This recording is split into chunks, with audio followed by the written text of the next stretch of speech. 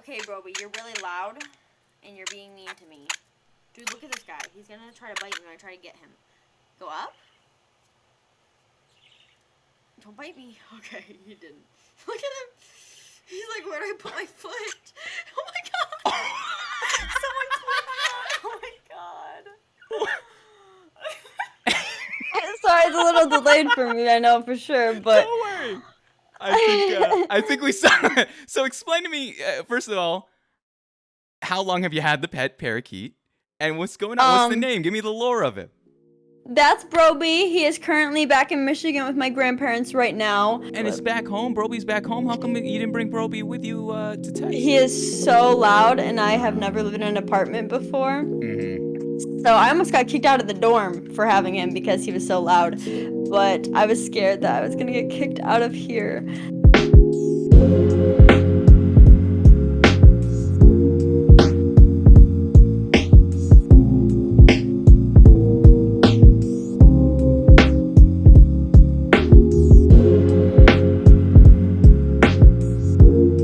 AdrianahLee. Adriana, how you doing? I'm good. How are you? I'm doing well. How's your... What? Are you all right? Are you all right? Yeah, I'm just nervous. Oh my goodness! I've heard this time and time again. Believe me, give me about 15 minutes. You're in the clear. I would say it's the most nerve-wracking part of the show. But other than that, You're gonna do great. But Adriana, I don't even know why. I always go on these podcast Yeah. things. So Then what is there's got to be no pressure then here tonight, because all all right? the attention is on me. That's why. Oh, believe me. Again, I know you're gonna kill it. All right. So let me ask you though, Adriana, what you been up to today? Well, how have you been?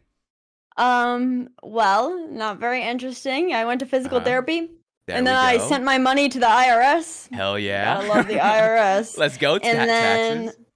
I took a nap, and then I woke up, and here I am. Clean. There you go. It's a full fucking day then. Perfect. Yes. I'm excited though. I'm excited to have you on here. I usually start off these shows the same way, and I tell the guests how we connected. All right. So, long story short, with this one, I know you through way back when through a mutual friend of ours, not Peyton, and I know you guys, all that jazz, and you guys kind of knew each other way back when then too. And so don't worry about it. Recently you hit me up. You're like, "Yo, what's the process of the show?" We got that through, and it was great to have you, honestly, Adrian. Because and it's weird. There was a moment that I was about to reach out to, and because I saw this tweet that you had, and we'll talk about it a little later. And it hit different. I was at a bachelor party, and legitimately, I left where we were drinking just so I could watch the shit you were popping off about, and it was good stuff. So that's something we'll talk about a little later. But I appreciate your time, Adrian. I appreciate you trying something different. We actually met through Will. That's right. Will was one of my first ever viewers ever in my stream, and he is the co-owner of my LLC.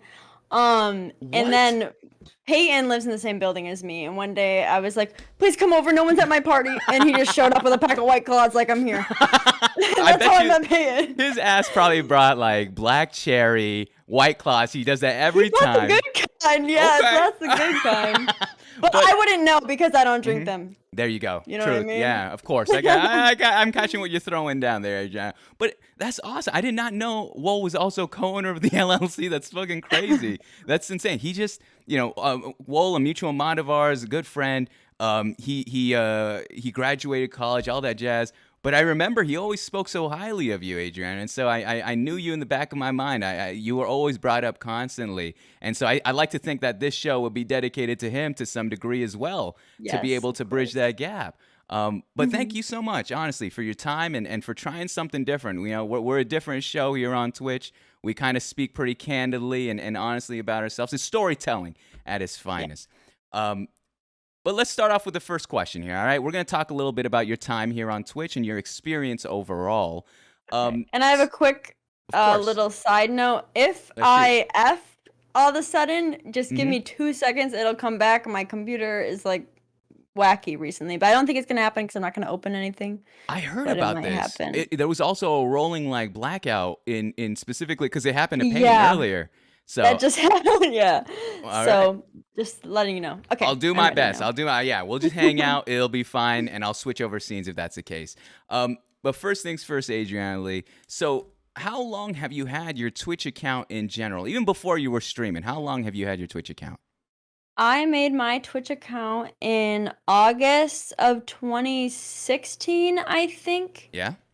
because I met my first ever boyfriend through somebody who watched my YouNow broadcasts, because I used to broadcast instead of stream, that's what it's called, on this app called YouNow. I used to Okay. play my guitar, take song requests, and I met a lot of people through there. I had my own little like community there. Oh, I hit my mic.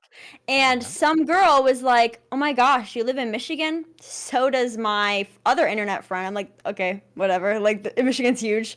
And Yeah. then she was like, "Oh, he lives in this city, if you know where that is." It was my exact city, and he went to my exact high school, and he was a Twitch streamer. So that's why I made my account. I started watching him.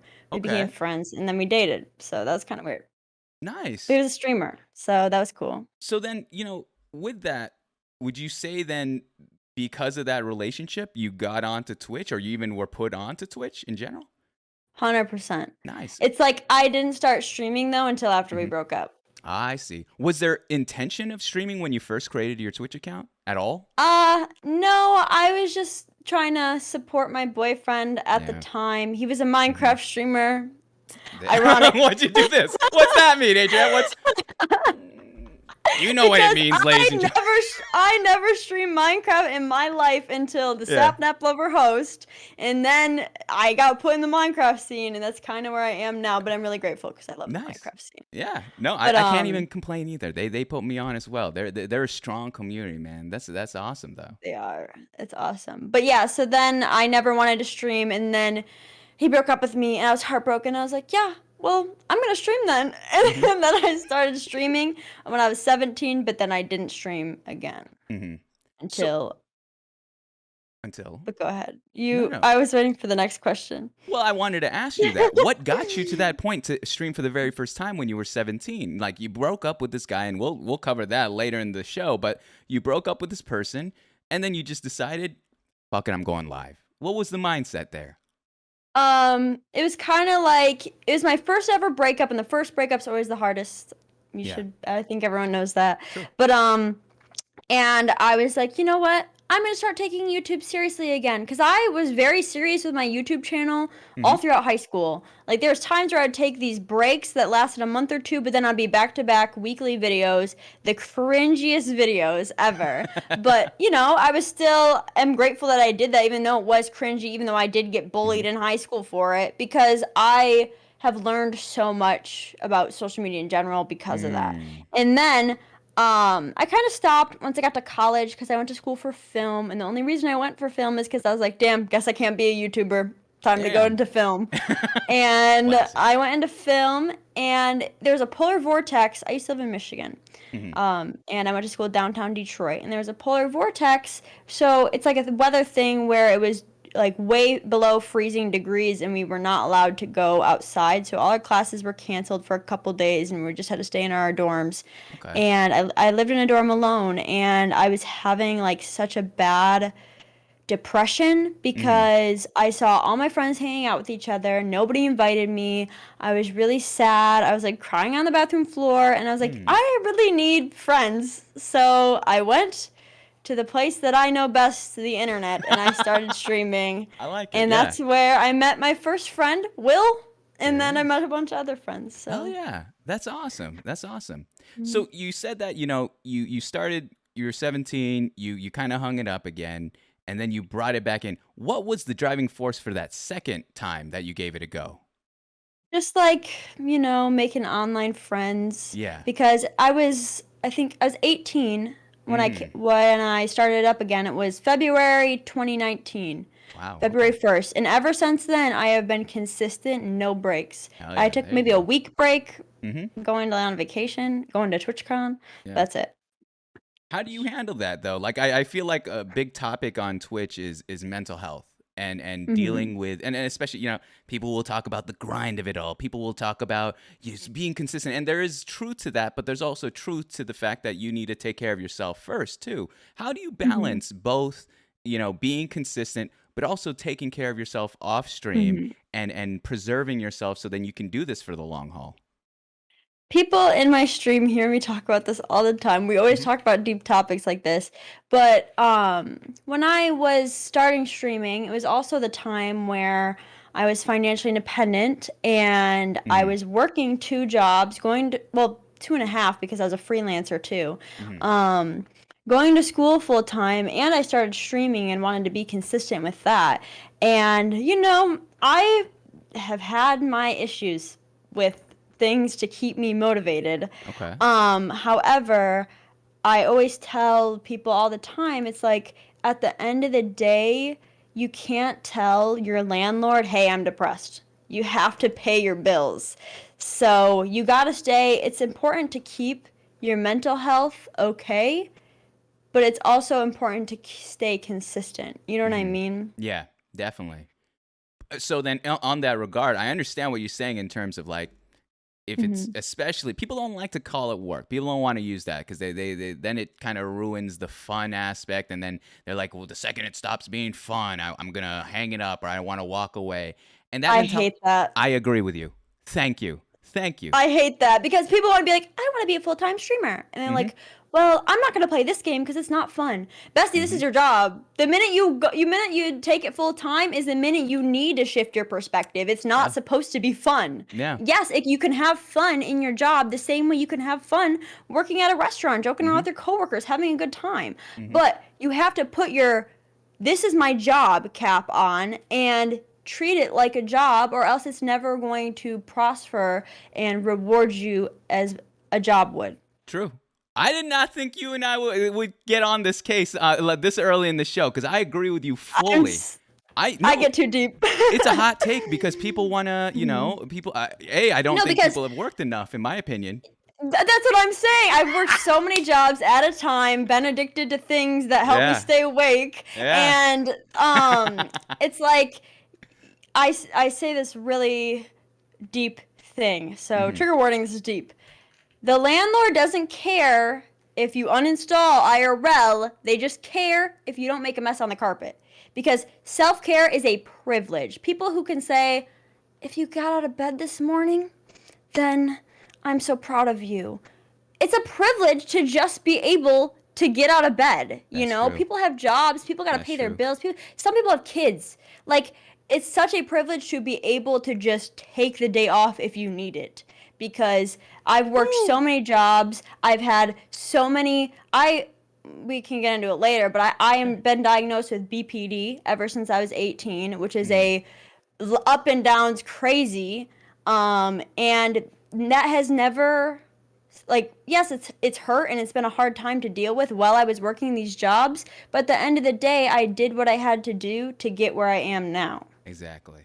Damn, we're popping off early now. I like it. I appreciate you saying that, though. No, honestly, Adrian, it's oftentimes I see the blind leading the blind. I shouldn't say that at all. That's a hot take, but it's one of those things where it's like, you know what I'm saying? Right. Like, people are giving each other poor advice, and it's going nowhere. People are going in circles, and so I sit here and it's frustrating because if you want to take it seriously. And the people that will hate on you for taking it seriously, they can go fuck off.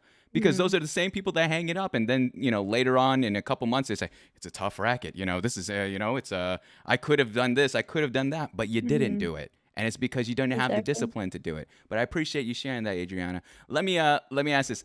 I don't know if you've watched the show before, but this part of the start of it all, I like to find common ground with the guests. I like to somewhat the word humanize is too intimidating, but I think there's something where we need to find common ground. And here's the thing: I can't be everywhere on Twitch, so there are moments that I miss.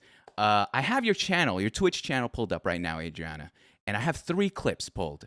And I just want to talk about them. Yeah, I just want to pick your brain. I want you to explain what's going on here, and maybe there's something that's tied with it that I have a question. But it's only 3 clips. Again, I got your back. All right, Adriana, you got to be able to trust me on this. All right, I've done this 80 plus times. I got your back. This is the most. I'm if you just scared because I just did a hot tub stream. I could guarantee you none of those are there. All right, Okay, good. I could not handle doing that on my end. Trying to look at you across the screen like, let's talk about this. Not gonna happen. All right, you got that. So let's switch over scenes here. This first one.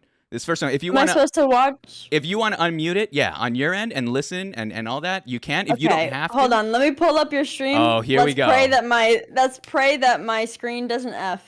Let's get some praises here real quick. Let's see if we can see what's happening. So far, so good. Hold on, I have an ad. Any gifters? Anyone trying to give me a sub right now? Don't even worry about it. Hey, it comes to the back end, all right? You know this. It comes to the back end with the ads as well. It's 30 seconds, I believe, all right? Tell me as soon as you have it, and I'll switch over the scenes here for you. Okay. No problem. Getting you ad revenue right now. Truth. Hey, a real one, if anything, a real one. Oh, thank you for the gifted sub, Ace. Oh, thank my you. gosh. Then you just got to refresh it. Are you good to go? Yes. Okay, All right. I'm ready. So I'm switching over scenes here. This first one, it's titled The One-Leg Wonder. All right? It's a very, very old clip. I went digging. Will clipped this. Will clipped this. Will did clip this. Will did clip this. And, I just want, let's take a look at it. Only 30 seconds long. And then I'll ask you to explain what's going on here as well as what we're seeing on screen. So let's take a listen here. Let's go. You did what? Okay, Broby, you're really loud, and you're being mean to me. Dude, look at this guy. He's gonna try to bite me when I try to get him. Go up? Don't bite me. Okay, he didn't. Look at him. He's like, where do I put my foot? Oh my god. Someone clip that. Oh my god. Sorry, it's a little delayed for me, I know for sure, but... Don't worry. I think we saw it. So explain to me, first of all, how long have you had the pet parakeet? And what's going on? What's the name? Give me the lore of it. That's Broby. He is currently back in Michigan with my grandparents right now. But in that scene, I feel weird saying scene, but that's when I lived in my dorm when I first started streaming. I streamed off my MacBook Air. Okay. And like I would have there's an emote, my Broby emote that people are saying in chat, but that was Broby, and he is just so silly and clumsy. So I thought that's just really funny. And it's back home. Broby's back home. How come you didn't bring Broby with you to Texas? He is so loud, and I have never lived in an apartment before. Mm-hmm. So I almost got kicked out of the dorm for having him because he was so loud. But I was scared that I was going to get kicked out of here. So, but I'm going to go visit him next week. So I'm excited. I like it. And how old's Broby? One last question. Broby, I got him with the boyfriend I told you about earlier. I think he's like 5 maybe. Yeah. But I also have another bird, a budgie, which is a smaller parakeet, in my living room. That is what I did not know you were into. What is it like? What got you to say, birds. You know what? I'm gonna choose birds as my main pet. I don't think that's enough. Not enough people talk about that in terms of like, oh yeah, everyone talks about cats and dogs. You threw in a bird right there. How'd you come to that conclusion? When I was 11 years old, I got my first bird, which is the one in the living room. His name's Buddy, and he's been like my pet. Like he's never like the family pet or anything. He was always mine. And I got him because I went to Tennessee with my aunt, and there's like a Parrot Mountain. It was like a place that has a bunch of birds, and I was like, oh my god, I want a bird. Aww. So then that Christmas after we went to Parrot Mountain, my aunt got me my pet bird, and I still have him today, and he has been through everything with me, and I love him. That's awesome. That's awesome. There we go. Now I'm starting to understand. I did see the bird emotes earlier. I was like, I don't understand any of what's going on here. But let's go. Let's run it. That's awesome. Adorable. One-legged jump there. That's the first clip. All right, Adriana. Not too bad. Not too bad right there. See? It's not bad at all. I have it memorized. I didn't even have to unmute. I didn't even have. Well, this I've seen it so many times. How about this one right here? So we got this next one is. It looks like it's a reaction clip that you're going through. But I'm more curious at what you said at the very end. You said something very. I want to ask you about it. More so your personal experience. Let's take a look at this clip. It's only a minute long. Pretty quick. Let's get it over with here. All right. Whoa, why is my display capture that big? Alright, let's watch this. Dallas clipped it. Why is he biting his lip like that? Mitch, you got beautiful eyes. Oh, thank you, dude. You're so dreamy, chat. Imagine waking up next to this. Hey, babe. Wanna go again? Oh my gosh. I gotta go. Let's get that out of here. Oh my goodness. No, I think quarantine has us all feeling some type of way. Listen, if you're... Let me whisper this.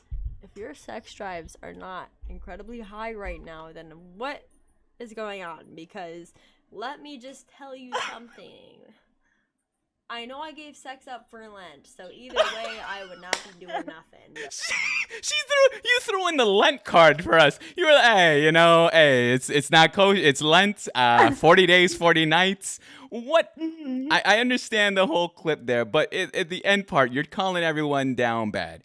I'm gonna flip it to you, Adriana. How down bad was this whole quarantine thing? It's been over a year. It's been a crazy year. Go ahead. I'll tell you what. This was before I got into the Minecraft scene. That's why it's a little sus. True. But like me and Mitch are friends. That's why Mitch was brought up on the screen, especially because I went on his Lover Host, almost won it. I've been on his podcast before, so that's why I have a lot of his community in my stream. Yeah. So, the down bad thing, it was for real. When it was COVID, I mean, I guess it still is COVID. I'm not down bad anymore, but I really was. I was pent up in a house. Like, what else are you meant to think or do or feel if you can't leave your house? And I always joke all the time. Like, I always will just be like, for many reasons, whenever I go on a podcast and someone asks me like some sexual question that is just like, hey, let's bring this girl on this show so we can ask her what her favorite sex position is. Because, we'll get into that later. I have a lot of tea about that. Oh, I'm ready to go. I always say, I'm a virgin. And then they're like, what? And I'm like, well, I gave up sex for Lent, so I resurrected just like Jesus did. My virginity resurrected. You're speaking like Lent is year-round. That's what I'm learning here. It is year-round. Every year, there's Lent. Okay. So I give up sex. Is that always the number one thing when Lent rolls around? You're like, I guess 40 days. I'm holding it in. This is not it. Yeah, I'm like, nope, nothing sus this time. But yeah, I loved it. Well, here's the thing: you're willing to give honest takes, and I think that's very brave because a lot, Train said it best. Sometimes the best mask wearer around the platform is one that gets away with it, one that gets, that is able to grow. But you tell it how it is. You're willing to say your piece and talk it out, and I gotta respect you for that, regardless of the take, regardless if we're talking about, who's really down bad during the pandemic, which you were right. I can't ever be fake, and I feel like sometimes I should, but I just can't. I am really bad at Among Us. I can't lie. Yeah, you're just like, listen, motherfuckers, it's me the whole time. I'll do it again. I'll do it again. And I'll do it again. I like it. So that's the second one. The third one here, though, Adrian. All right, third clip. I want to get you in your feels a little bit. All right, we're going away from the comedy for a moment, and I want to talk to you in a serious manner because this was such a cool thing to watch. I watched this and it got to me because. Oh, do you watch the clip of me reacting to this clip? Yes, we're doing. This is actually like super meta. We're watching a clip of you reacting to a clip that you made. So it's 3 clips in, but it's really cool. You were talking about the title here alone gives it away, where it says Twitch changed this Lay's life in a positive way, and we're gonna listen to this all 1 minute of it, and I want you to. I believe it's been a couple months now since this has happened, about 6 to 8 months. I want you to recap again what the original AdrianahLee has said. And I want to see if all those things that you've talked about now apply or still apply to this very day, all right? Yep. So let's give a listen here. 1 minute. I have no friends. I don't know what to do. You know what I did? I started Twitch streaming. And now I have a fucking family. Dude, I have the support system I never had growing up. True. Okay? Actually true. I'm 19 years old, financially independent, and I get to live in this house because of you. And I am so you know who I met? My best fucking friend, I'm Girly TV. I have matching tattoos with her. True. Actually true. Because of you. Because of you. And if these motherfuckers, IRL, want to sit there and say, all this bitch talks about is Twitch, well, guess what, motherfucker? That's all I'm going to talk about. You know why? This is my family. These are my friends. This is my career. This is what I do. This is my dream. Dramatic. And this is what I do. Okay? So at the end of the day, haters gonna fucking... I love the perfect cut there. Didn't even let you finish. Haters gonna fucking hate. Tell me about this clip right now. Does everything still apply from what you said about 2 years ago now? Yes. I feel like in this clip, also wait, can I close the stream? Yeah, you're good. Okay. Because it effed for like 2 seconds in the middle. But what was I gonna say? Oh, yeah. So I was buzzing a little bit off that first clip. Like you can tell I'm kind of crazy. Like I was like, oh, dramatic. But that actually happened after probably one of the worst nights of my life, like traumatic wise. Okay. But long story short, it was that clip was New Year's 2020, New Year's Day 2020. And people, basically something happened that actually was very, I can't really put it into words without like getting too much into it, but it was like something happened to me that was really bad. Yeah. And I got kicked out of this party and I left, but my friend was still there because my car was still there. So he like had to sit there and like listen to what everyone was saying about me. And this party was one of my ex-best friends. We stopped being friends, and then I forgave her and I went back to be her friend again, and then she did this to me again. So it's like the fool me once, shame on you, fool me twice, shame on me thing. But anyways, so I left the party, and everybody pretty much, from what I was told, sat in a circle and was talking hellish shit about me and sitting there saying, all she does is talk about Twitch. All she does is talk about Twitch and think she's so much better because she does Twitch. When in that point in my life, I did not do anything besides Twitch.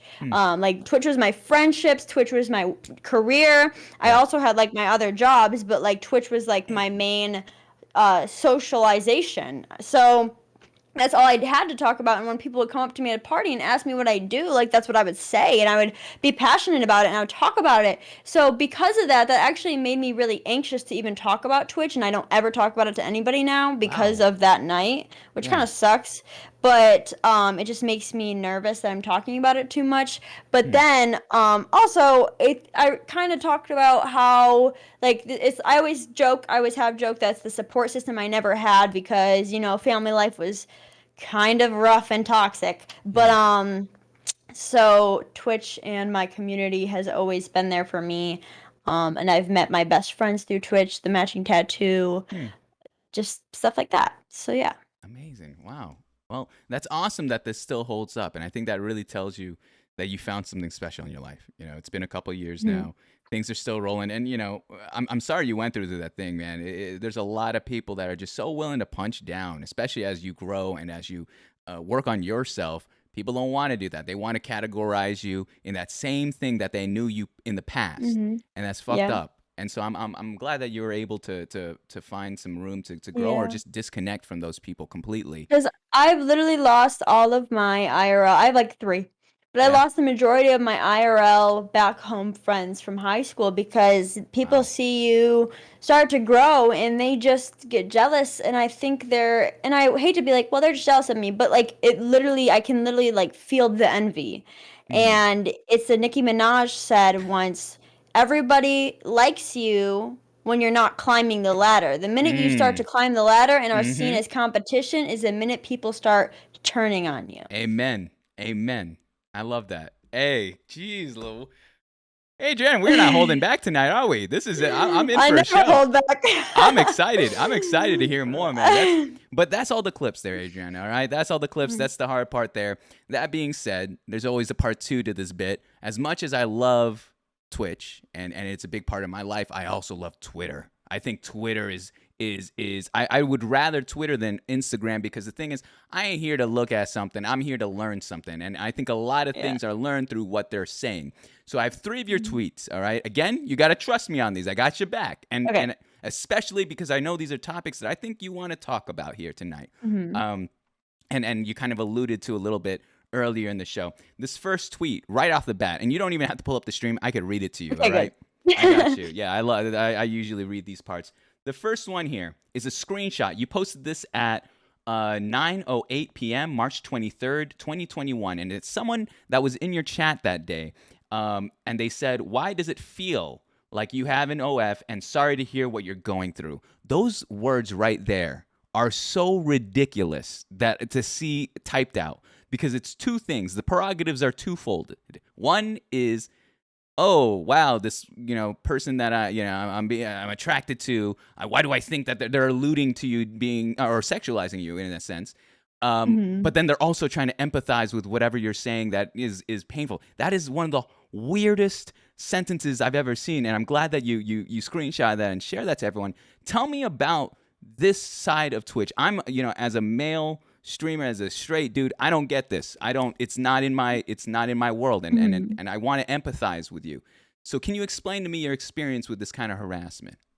Well, I hope you brought your can opener, because this is a whole can of worms, because I go all the way into this. When I was first started Twitch, I never, I just was being real, hanging out with my community, nothing crazy. And then the minute I was like, all right, the minute I got back from TwitchCon, I was like, okay, I gotta take this seriously. I was just partying in 7 fucking mansions on the fucking ocean every single night. I want this to be my life. Oh yeah. So I was like, time to take this seriously. I buckled down. I started taking it seriously. I started going on. It was called Raj. It's the Austin show Austin now, show. and things like that. And I was put in this Discord group. I mean, no hate to the person or the Discord group, but it was people who were trying to get partner.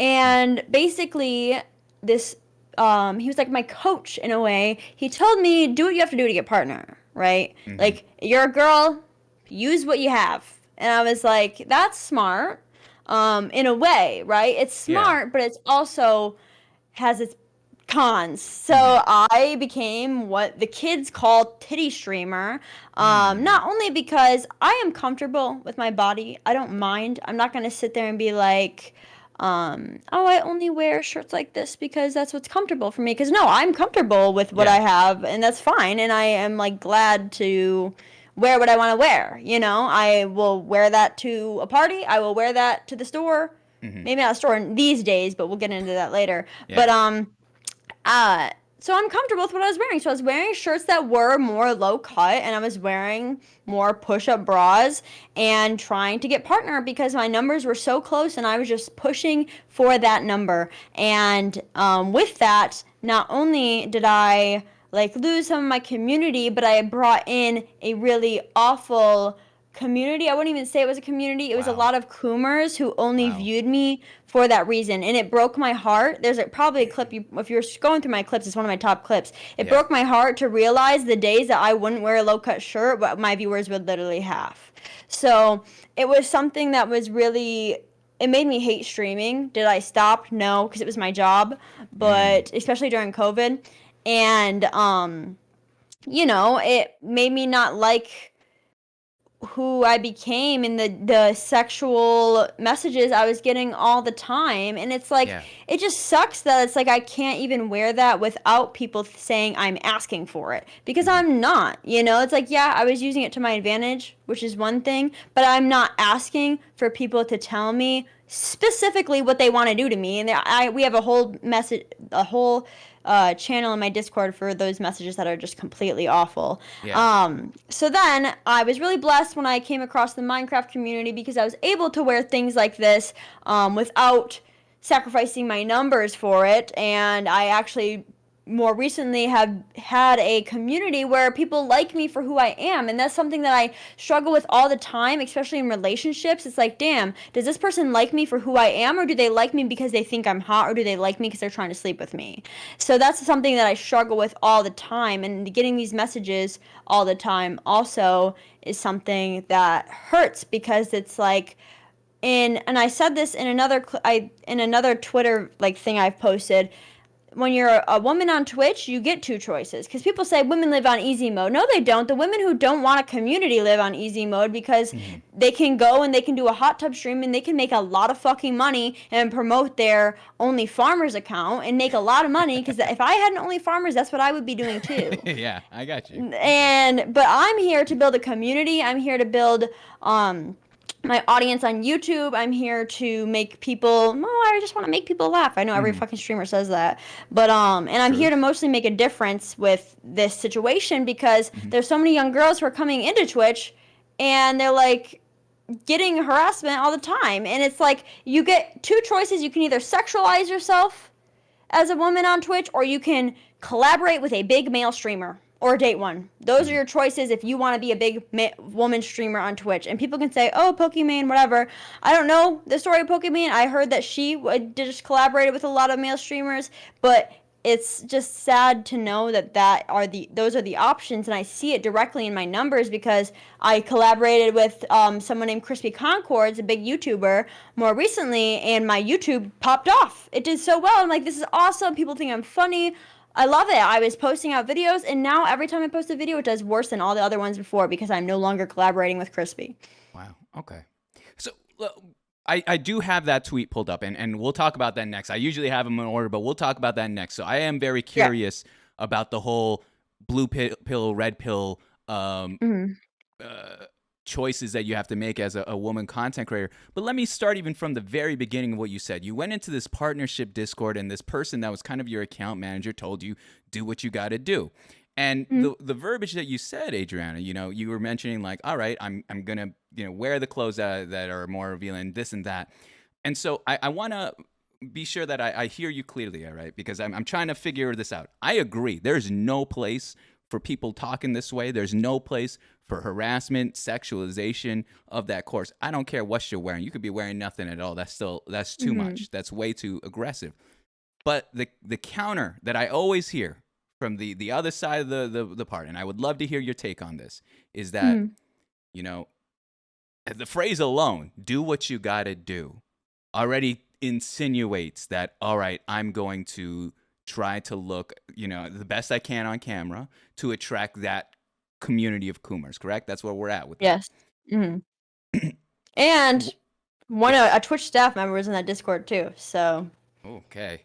Did you not expect that when coming into the gig, when you're like, all right, I'm going to dress this way, I'm going to be this type of streamer? Did you not know that this was the community or the retort, this kind of communication towards you was to be expected? Or were you just being like, I can handle it, and then it became an overwhelming amount?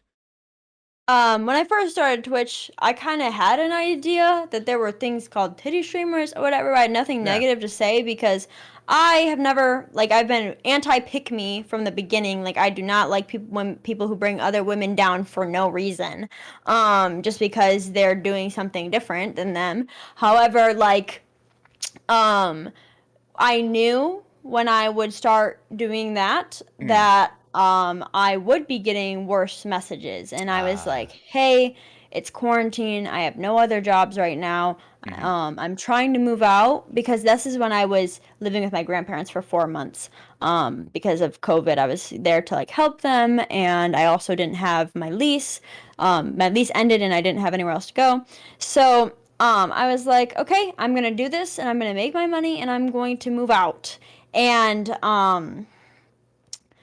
I knew it was going to be hard, and it is still hard. I've always dealt with these comments kind of like whatever, and things have gotten worse when I have experienced more sexual trauma in my life. It kind of triggers these type of comments will trigger things like that. But I feel like the more I've endured it and the more that I know about it, is the more I want to make a difference. Oh yeah. That's my purpose. Yeah. I like that. That's why, yeah, and again, Adriana, I didn't know, like I knew as you were growing on Twitch, you went from kind of doing, Raj's show, Lover host and all that. And then when I heard you were part of the Minecraft community, I was like, what? Wait, what? What's going on here? What a 180. Those are two very different communities. And again, when you created this video that we'll watch next, I think was, and I don't even mean to butter you up as a guest, was probably when I had the highest respect for you. Because this is not easy. To have this, what you did here, you put yourself out there, you made a statement, you drew a line in the sand. And, you leave yourself very open to criticism from people that are like, wait a second, but this is who she was. Again, going back to the past, always defining you by your past. And it's just not fair, as well as it's grossly incorrect. You're not allowing people to change. You're not allowing people to make changes within their community. You're just saying that this is it, and therefore it has to be, this forever. I'm going to only take about maybe 45 seconds of this because I think it really encapsulates. And again, I'll let me retweet this right now if you'd like to watch along for all these people. No, you don't have to watch it. You're good. But okay. We'll listen. I know what here. it is. Yes, it's about the sexual harassment one, the video here. So let's take a listen. Only 30 seconds here. As a female content creator, there are two choices that you get handed. They give you a red pill and they give you a blue pill as a female content creator. The red pill is opening yourself up to male sexualization, and the blue pill is being associated with a bigger male content creator. I'm not saying this to complain, oh, boo-hoo, I'm not getting big. Yes, it does hurt my feelings, but the thing that hurts me the most is the fact that I have so many young girls who comment on my TikTok, who comment in my streams, and they ask me for streaming advice, and I have to think, damn, for real? They're going to have such a hard time getting to it. They're going to feel so discouraged. They're going to have all these hardships, and for what reason? On my day off, I decided to go to Minecraft streams, smaller Minecraft streams, and subscribe, just support some, smaller girl creators in Minecraft. I went to this girl's stream. She was telling her stream that she was having a hard time because she had to call the cops on someone in her chat. She said she had I'm going to cut it off there. The last thing that was shared was you talking about how this smaller female Minecraft content creator had to call the police because of someone in her chat. Now, you described here, you said there are two choices as a woman content creator on this platform, all right? You either are sexualized or you collab with bigger male streamers in order to, gain some sort of clout and notoriety, right? Which it sounds like it's a lose-lose situation. Can you walk me through what made you, it even inspired you to make this three-part clip here on Twitter?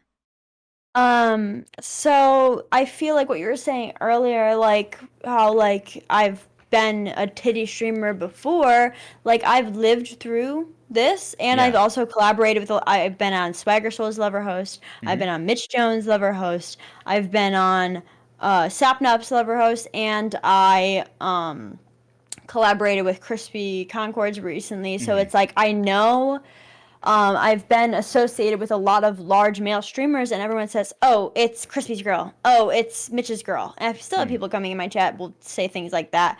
And so I feel like I had the experience to speak on the topic, the ethos or whatever. Yeah. What is it? Ethos, pathos, logos, one of those.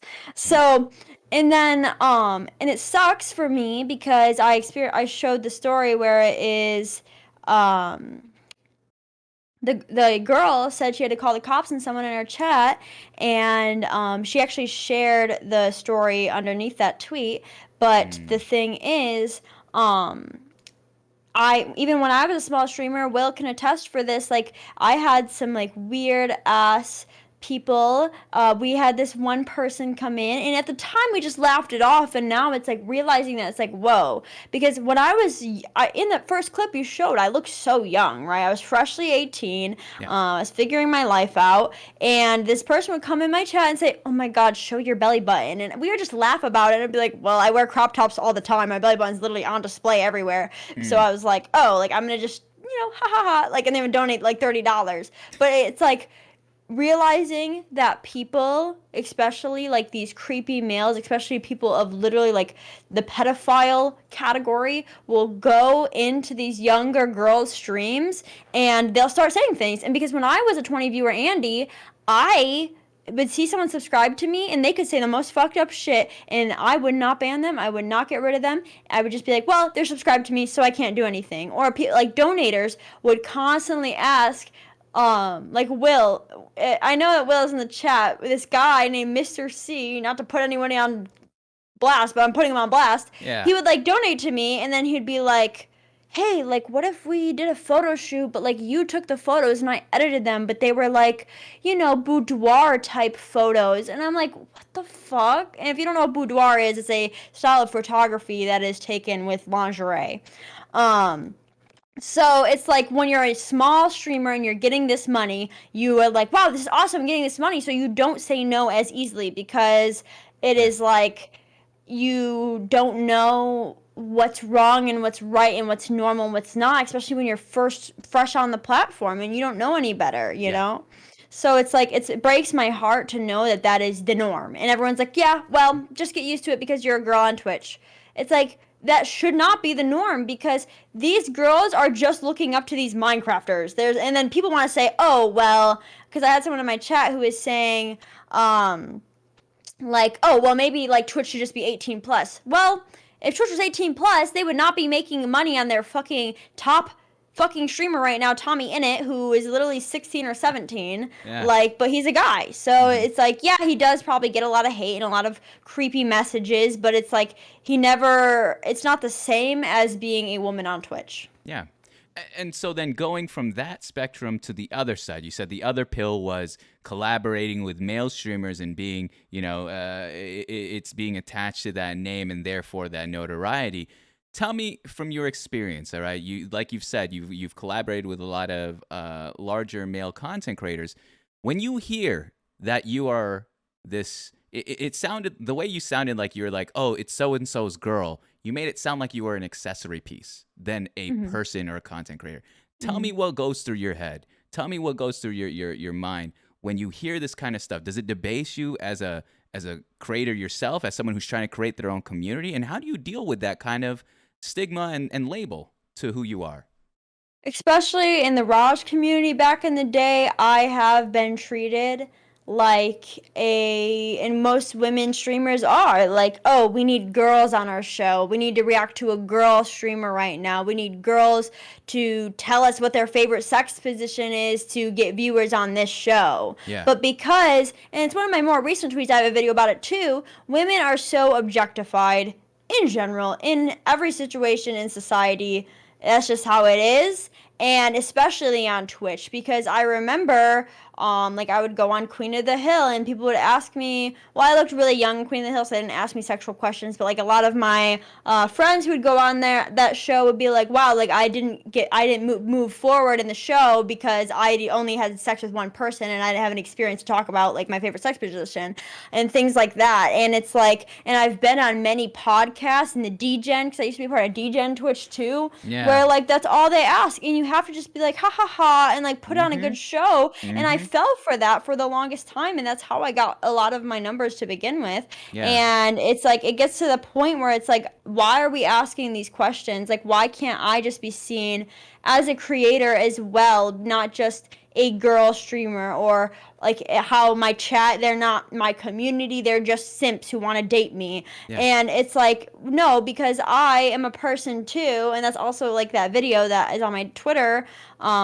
like it's a satirical video of me being like, women are people too, because I'm just sick of being treated like I'm an accessory, or like I can't share with my stream, like if I'm talking to a boy or anything, because then people will like leave or something. And then it's like, there's a lot more to that goes behind that I'll get into later. But it's like, it just sucks because I'm viewed as someone's possession, or I'm viewed as an accessory as someone else. And there's a video on my YouTube actually where I go on Omegle, right when the whole crispy thing was happening, Yeah. and everyone kept recognizing me and saying, "You're Crispy's Minecraft girlfriend." And then I'd be like, "Yeah, ha ha ha." And then one of my community members, Mep, I don't know if he's watching, he told me, and it's in the video, he was like, "Yeah, someone told me they met Crispy's Minecraft girlfriend." And I was like, "Are you talking about Adriana?" And he actually like remembered my name and like knew who I was.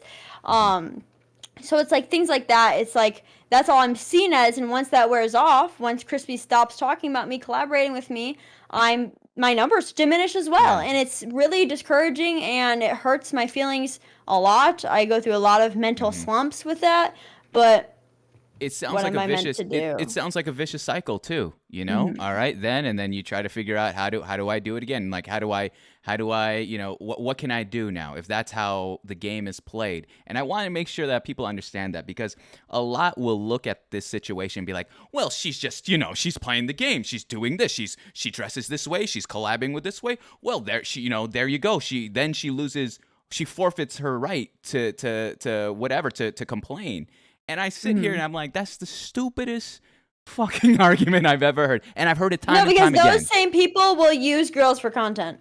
It's True. those people who say things like that, Yeah. or say like, oh, they're living life on easy mode or whatever, are the same things. They're like, we need a girl for our show. I need to talk to a girl on stream. I need this, and this. Because at the end of the day, I think Crispy's a great content creator, but those videos were a lot of back and forth with me and him, and the content wouldn't be there if I wasn't there.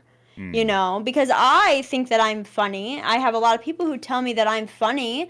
I have trauma to attest for me being funny. So it's like, I know I'm funny, right? And I know I'm pretty. I'm not going to sit here and pretend that I'm not. And I'm going to use that to my advantage. But at the same time, I'm also going to use what I can, because I want to... My purpose is to make a difference and to speak up about these issues, because I'm not just going to have a platform just to have a platform. True. I'm going to have it to do things that are good. I like that. I appreciate that, Adrian. I appreciate you being so honest on this topic too. Like it would have been easier to just smile and, you know, bullshit our way around it. But I'm glad that, you know, we're airing this shit out. This last tweet here, and we'll move on into more introspective questions of your time on Twitch. It's something that we touched on the beginning of the show, and I love this take because not enough people are willing to talk about it, you know? And it reads here, it was created at 1 a.m., all right? So this is a late night tweet from you, Adriana. You were thinking about, this was bubbling here. It was on June 3rd, 2021. It said, content creation is not for everyone. If you find yourself constantly making excuses as to why you can't do this, and that, then you're better off not doing anything at all and just focusing on school or your day job. Tell me, what inspired this tweet? And is this something that you stand on? You fully believe in? Yeah, I would like to say, I'm just gonna be honest. One of my content creator friends in my space, a coworker, I would like to refer, is tweeted something like, "Oh, I want to do content, but I just can't." Yeah. I'm like, bestie, what are you talking about? Because I feel like I'm a very big believer in, if you want something, literally just fucking do it. Because, and people, they like to use my appearance against me and say, yeah, that's easy for you to say. I bet you have daddy's money. Well, actually, I got cut off when I was 17 and had to pay for all my own food bills, everything besides rent, because I still was going to high school, and it was like legal that I had to still live with my parents. And then the minute I graduated high school, I ended up moving out, and I've been financially independent ever since. There's been times, even recently with the IRS situation, where I call my parents, I'm like, yo, can I borrow some money, because I'll literally pay you back. I literally can't pay my rent right now. I'm going to get evicted. And they're like, no, sorry, I can't help you. And I've had literally like back problems when I was 17 that are more occurred again. A herniated disc, physical therapy, things my parents just would not pay for, hospital bills who have gone into collections because my parents just don't feel like I'm not their responsibility. I mean, they had me young.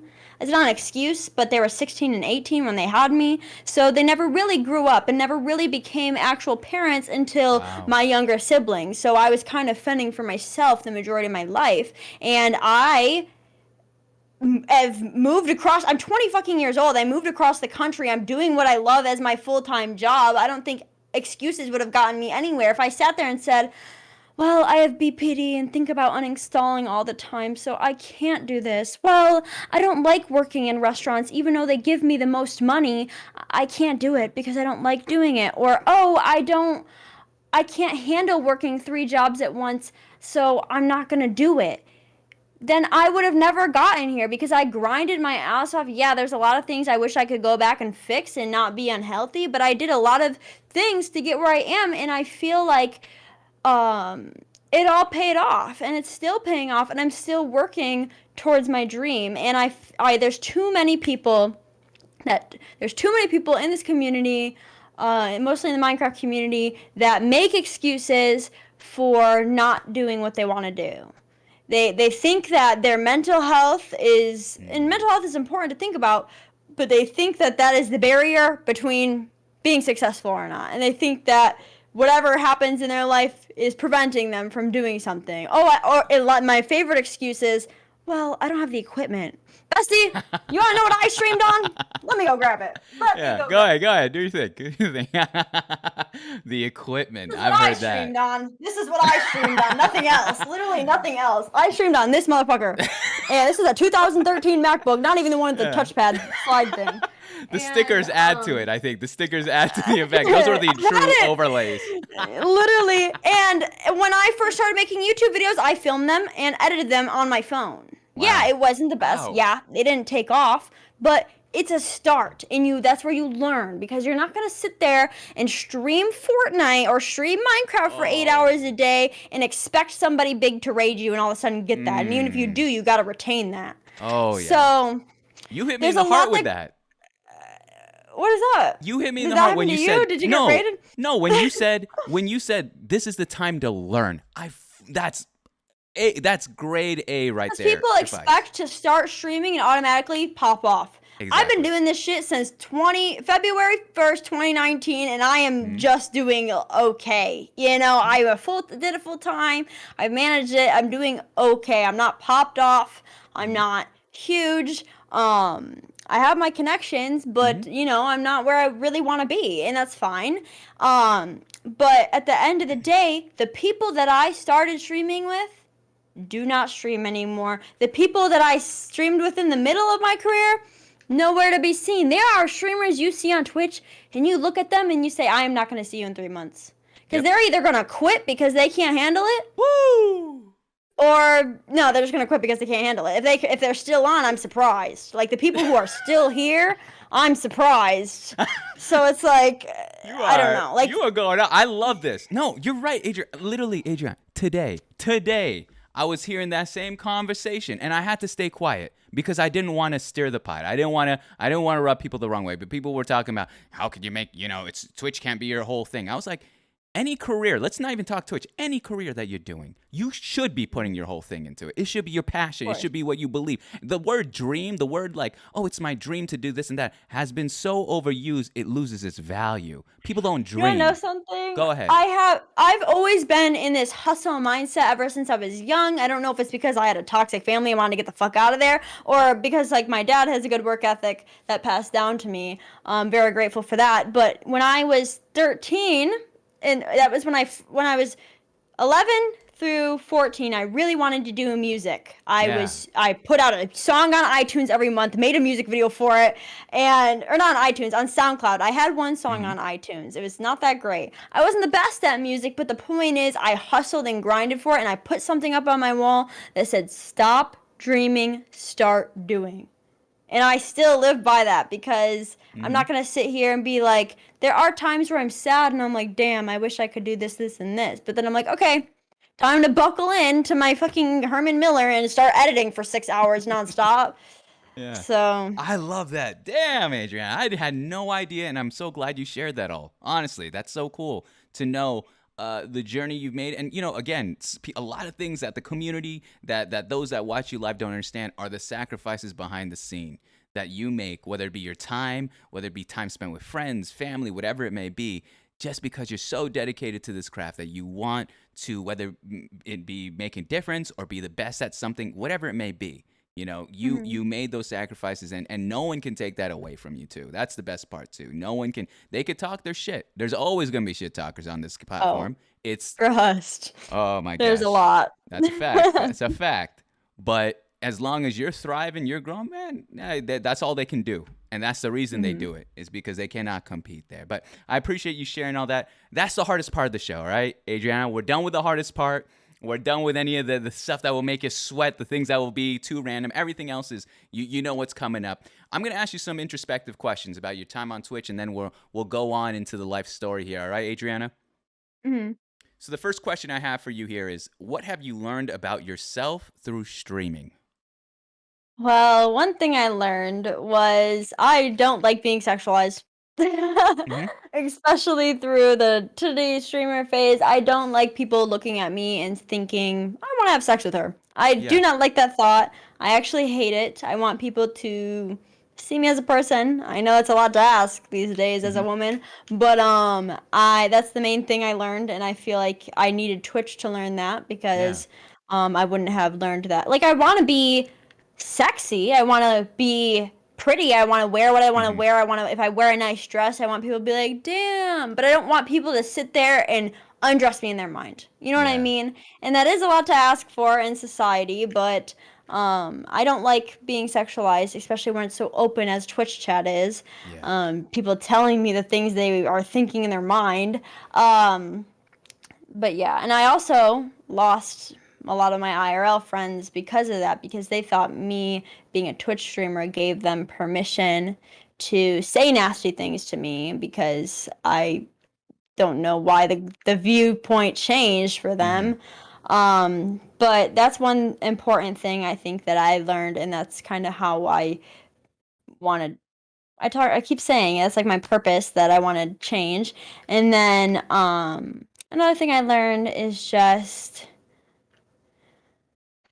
careful who you trust. That's another thing. These are all like harsh things, but I also No, you're right.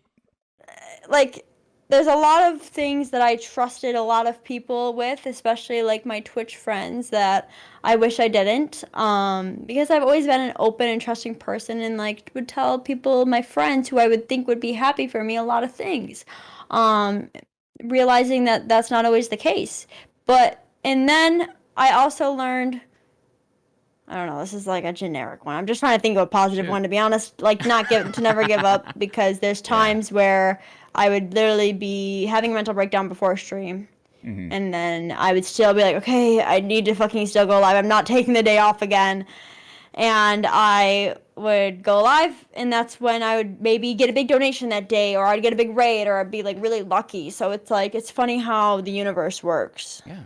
Can you tell us, I know you mentioned the example with the Minecrafter that you worked with on YouTube, and, things popped off and then things tapered off. But can you give us a moment? I don't know if you might have experienced this, but earlier on, when you weren't even in the Minecraft community, we're talking when you started off, doing the whole, as you say, titty streamer stuff. Do you remember the moment that you're like, oh, I don't fuck with this. I don't fuck with being sexualized like this. What happened there? Or was there ever just a specific note, or was it just a culmination of things that you're like, wow, I can't, this is overbearing? There was never a specific note, but it's like when after the Sapnap Lover host, when I had a lot of people making like fan edits of me and just actually being like, she's so cool. It's like, wow, like this is really nice. And I really just like liked that a lot. And I also had somebody raid me who was friends with it's a band, it's called Why Don't We? They raided me, and I also had a lot of girls from that over the summer. So it's just like I really liked that audience more. Not just girls, but just like the people who really care about me for who I am. And I know the viewers who do versus the viewers who just are trying to get with me, because we kind of get rid of them really fast usually, or they just find their way out.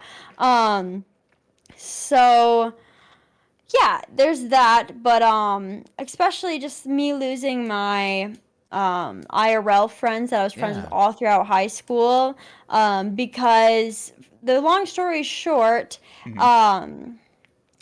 I posted a nice little TikTok on my Instagram story, and somebody I went to school with and was a good friend. I never talked to him in high school this way.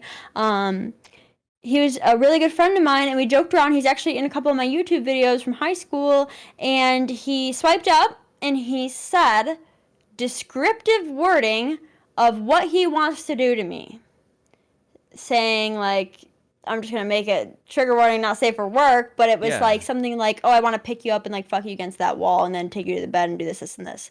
And I was streaming when this happened, and I opened it and I'm like, what the fuck? And then I closed it, and then I sat there, and everyone in the stream is like, are you okay, Adriana? Like, what is wrong? You look like you just saw like a deer die or something. And then I looked at it again, and I started crying on stream, because it's like, just because I am putting myself out there on the internet, what permission does that give somebody I went to high school with to say these things to me? Someone I thought was my friend to say these things to me. And that's not the worst part. The worst part was when I put it in my group chat of like our mutual friends of that guy. Yeah. I put in the group chat, I said, what the fuck? And I sent the screenshot.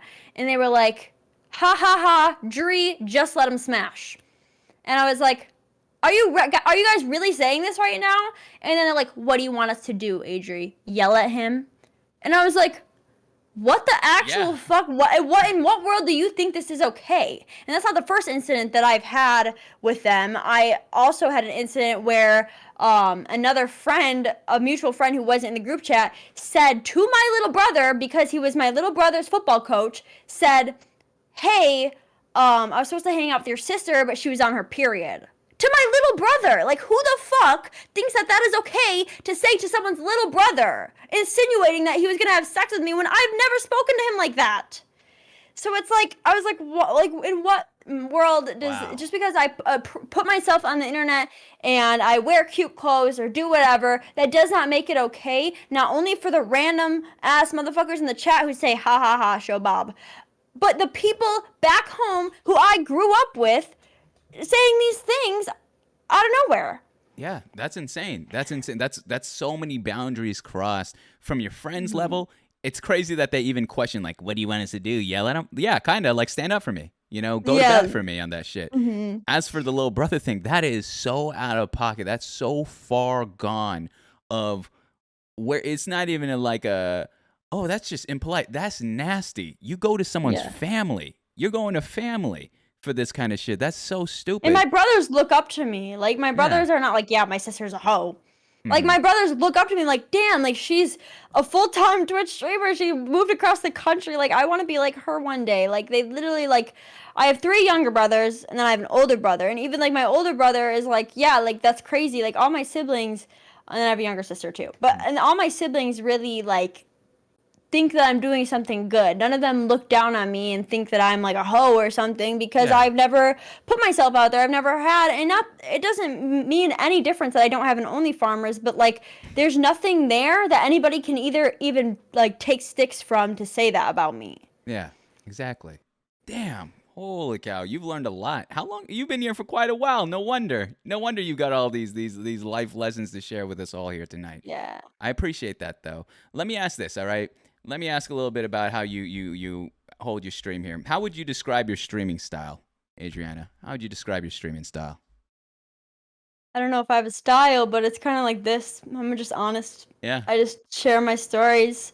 A lot of people, I even saw in your tweet that you called me a variety streamer, which is kind of funny, because I usually only just play Minecraft, and then I do just chatting. I guess I did a hot tub stream.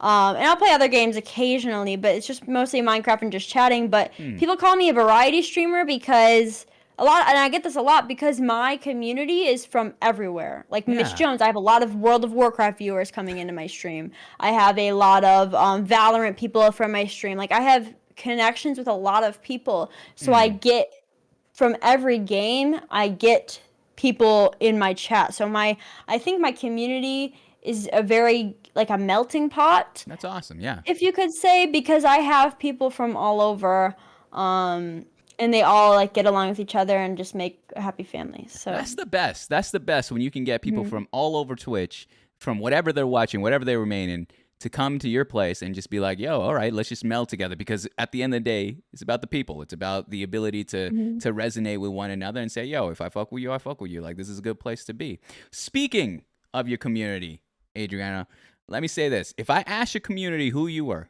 and I had no idea prior, what do you think they would say to me? I'm a bad bitch.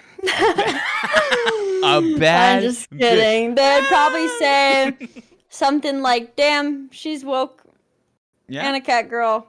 Or something. I don't know what they would say. Woke, cat girl, bad bitch are the three I've heard. And I'm not taking that away from you. You got to own those, all right? You got to own those. I know you laughing, but there's no, I know it's a hard question to answer because a lot of people are like, oh, here comes the ego. But no. Like, honestly, I think you're on par with what they would say there. Now, in terms of woke, where did that one come from? Why would they say that? I've heard the other two. Give me woke. Why would you say woke? Mm-hmm. Just because of kind of how we've talked, like, I don't really dodge. I'm going to do my pick-me girl voice. I'm not like, go ahead. Yeah, I'm a Twitch streamer, and one day I want to blow up. But at the end of the day, if I just made one person laugh, then I'm doing okay. Everybody, drink water. And then they drink water. Like, I've seen 57 people do that same exact speech. I've seen it. You've done it 57. Well. You've been practicing that one. That comes from years of practice right there. That's hilarious. Holy shit. That was scary. I'm terrified at that. Let's flip the question around on them, all right, Adriana? Since they were able to define you, how would you describe your community to me? If I showed up to your chat, all right, and I said, yo, Adriana, tell me about these people that are flooded here, that are surrounding me here in this chat, all the awesome usernames, what would you say about them? Kind of like what I said before, it's like a melting pot, and I feel like my community right now is just really, I guess, strong. Like, I feel like, I don't even know how to put this into words. Like, they always find a way to, like, cheer me up and, like, hear what I have to say, and I have, like, a really good variety for Twitch, because Twitch, you have, like, the streams where it's all guys, and then I've had, like, all guys before, and then you have the Minecraft streams where it's majority girls, but mine right now is 60% guys, 40% girls, so we have, or people who identify as that, because I don't want to, throw around pronouns, but, so, and I think that's really awesome, and I've never really seen anything like that on Twitch, because it's just like, I feel like it's just a big family, and I feel like everyone has something to say. We have people who are, like, super funny about things, and just people who are just awesome, and then we have, like, the big donators, and the big donators, like, everybody loves, and everyone's like, oh my god, like, this is so awesome. Like, there's just big hype whenever good things happen in my stream. It's just, I don't know. It's just a fun time, really. That's awesome. I like that. I'm happy that you've been able to break away from your past and now cultivate a community that you're proud of, that you want to show up for. I think that's the biggest thing. That you're excited to go live. I actually like to stream. Exactly. Yeah. That's awesome. And just like that, Adriana, that's the first part of the show. We're done with that. We're walking into the heart of it, which is a life story. That being said, do you need to use the restroom? Do you need anything to drink or anything at all? I've been holding it in for a long time. I need to pee. Same here. All right, so you go ahead first. I'll entertain everyone here, and then we'll switch off from there. All right, awesome. Go ahead. How you doing, ladies and gentlemen? How you doing, man? Adriana is going off. I'm excited, honestly. That was a lot of goodness right there, and that I usually it doesn't extend that long, but man, I couldn't help it. I do need to go to the restroom, guys. I've been drinking so much water. I usually go 3 times. I don't know. You think I could just leave right now? What if I just left right now? Would that be crazy? Would that be insane? If I just left? I don't know. I can't handle it. I'll stick around. All right, Bird. I saw a lot of you here. Just go, Bessie. Oh, my gosh. I'll hold it. I know she can't even open up the stream to read the chat, so I feel bad. Maybe I need to ask her to just have Chatterino open or something. Moms, bro. What up, bro? Yo, Flavor Town's here. What the hell? Let the chairs get to know each other. Sucks for you. I'm going to pee. All right, Bird. You really got to rub that in my face. All right. Moms, we know why you pee so much. Why? Because I drink a jug, dude. Straight up. I got a jug on me at all times. You think I'm kidding? You think this is a game? Yo, what up, Soul Ripper? How you doing? I think she does. I think she does have it open. Good. If she, I mean, at the very least, she should have Chatterino, and then like I think she could, do it from there. So, because I know the what is it?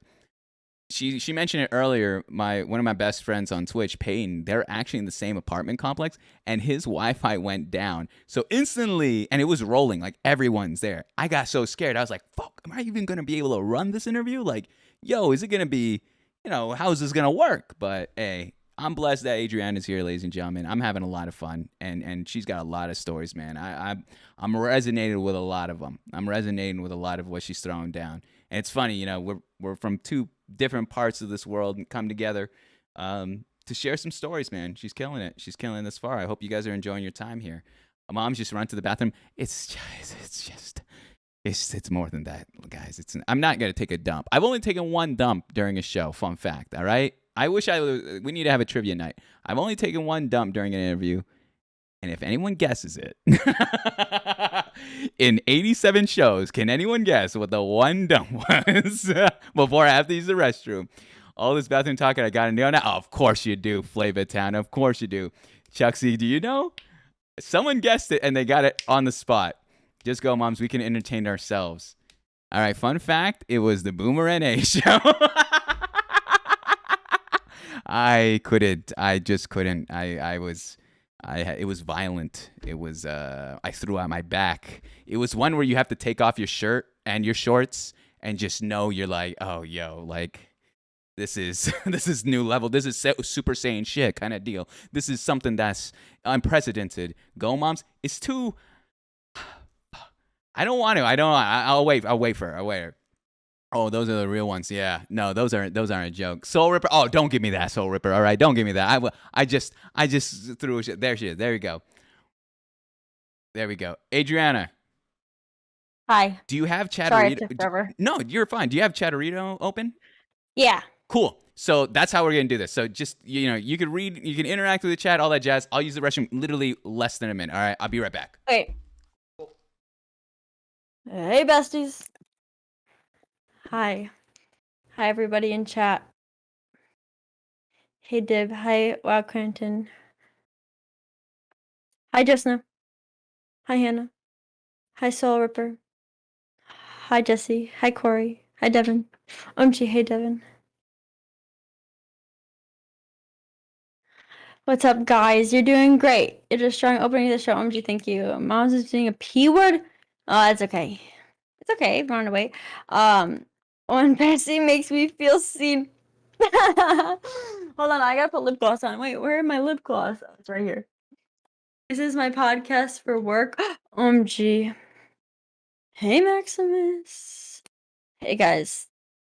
Makeup review. This is my lip gloss. It's buxom.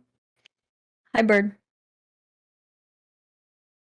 I'm sad that Mom's doesn't have Sussy. Bird, I have like 4 brothers. I literally used to live with my brother. How did you not know that? I literally told you I used to live with my brother, my older one. I have 3 younger brothers on my mom's side, and I have an older brother on my dad's side, and I have a younger sister on my dad's side. But all of them are step or half. I'm the only child with my mom and my dad. You are literally running the interview without me at this point. You're too good at this. You're too good at. One of my BFFs said I didn't know you had a brother. I'm like, what? I literally like. How does he not know? Oh my goodness. Well, we're gonna get into all that. I know you gave us a whirlwind of things that I was gonna ask you now, but we're gonna recant them. All right. I can read. Yeah. Of course. Yeah. Just for the record, just so we can have that there. That being said, Adrian, all right, I want to make sure. I always say this part here. We're going into the heart of the show. This is something that's been here since the start. It's the reason I do it. For any person, content creator or not, to share their life story publicly, it's a gift that they're giving to everyone that gets to listen to it. We all live our separate lives. We're all at the center of our own universes. So to have you here this evening, sharing your life, sharing your story, I want to be able to honor it and cherish it as best I can. So that being said, I always tell the guests this, all right? You have complete control of your story and this part of the interview.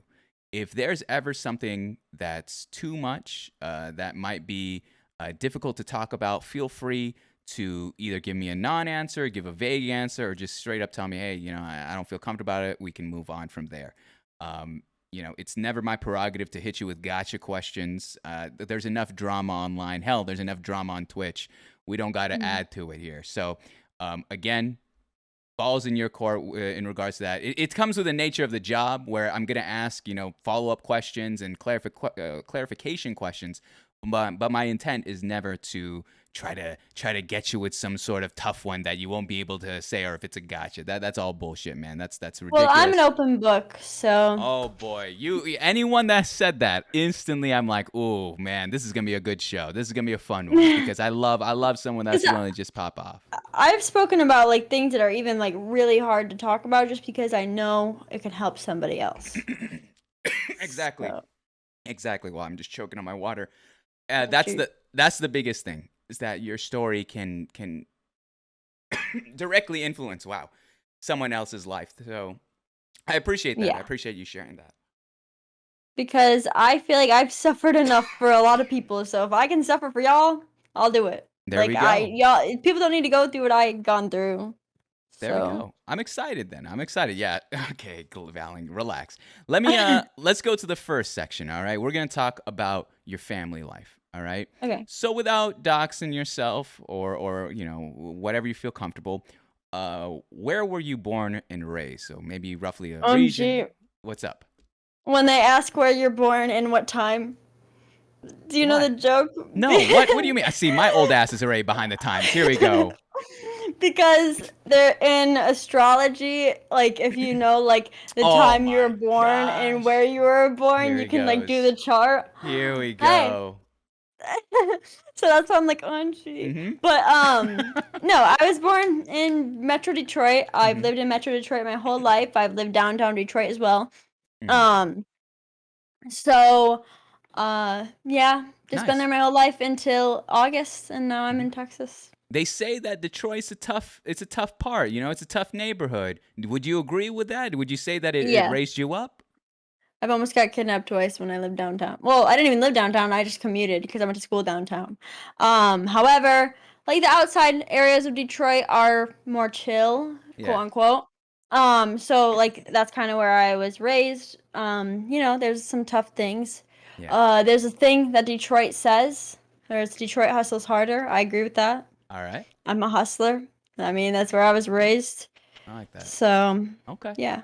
Tell me about siblings-wise. You kind of mentioned this as I was walking back into the room. How many siblings do you have in total? Let me just tell you something. Shoot. My family tree is chaotic. Okay. I was born when my dad was 16 and my mom was 18, and they never got married because they're literally kids. And from there, they both remarried twice.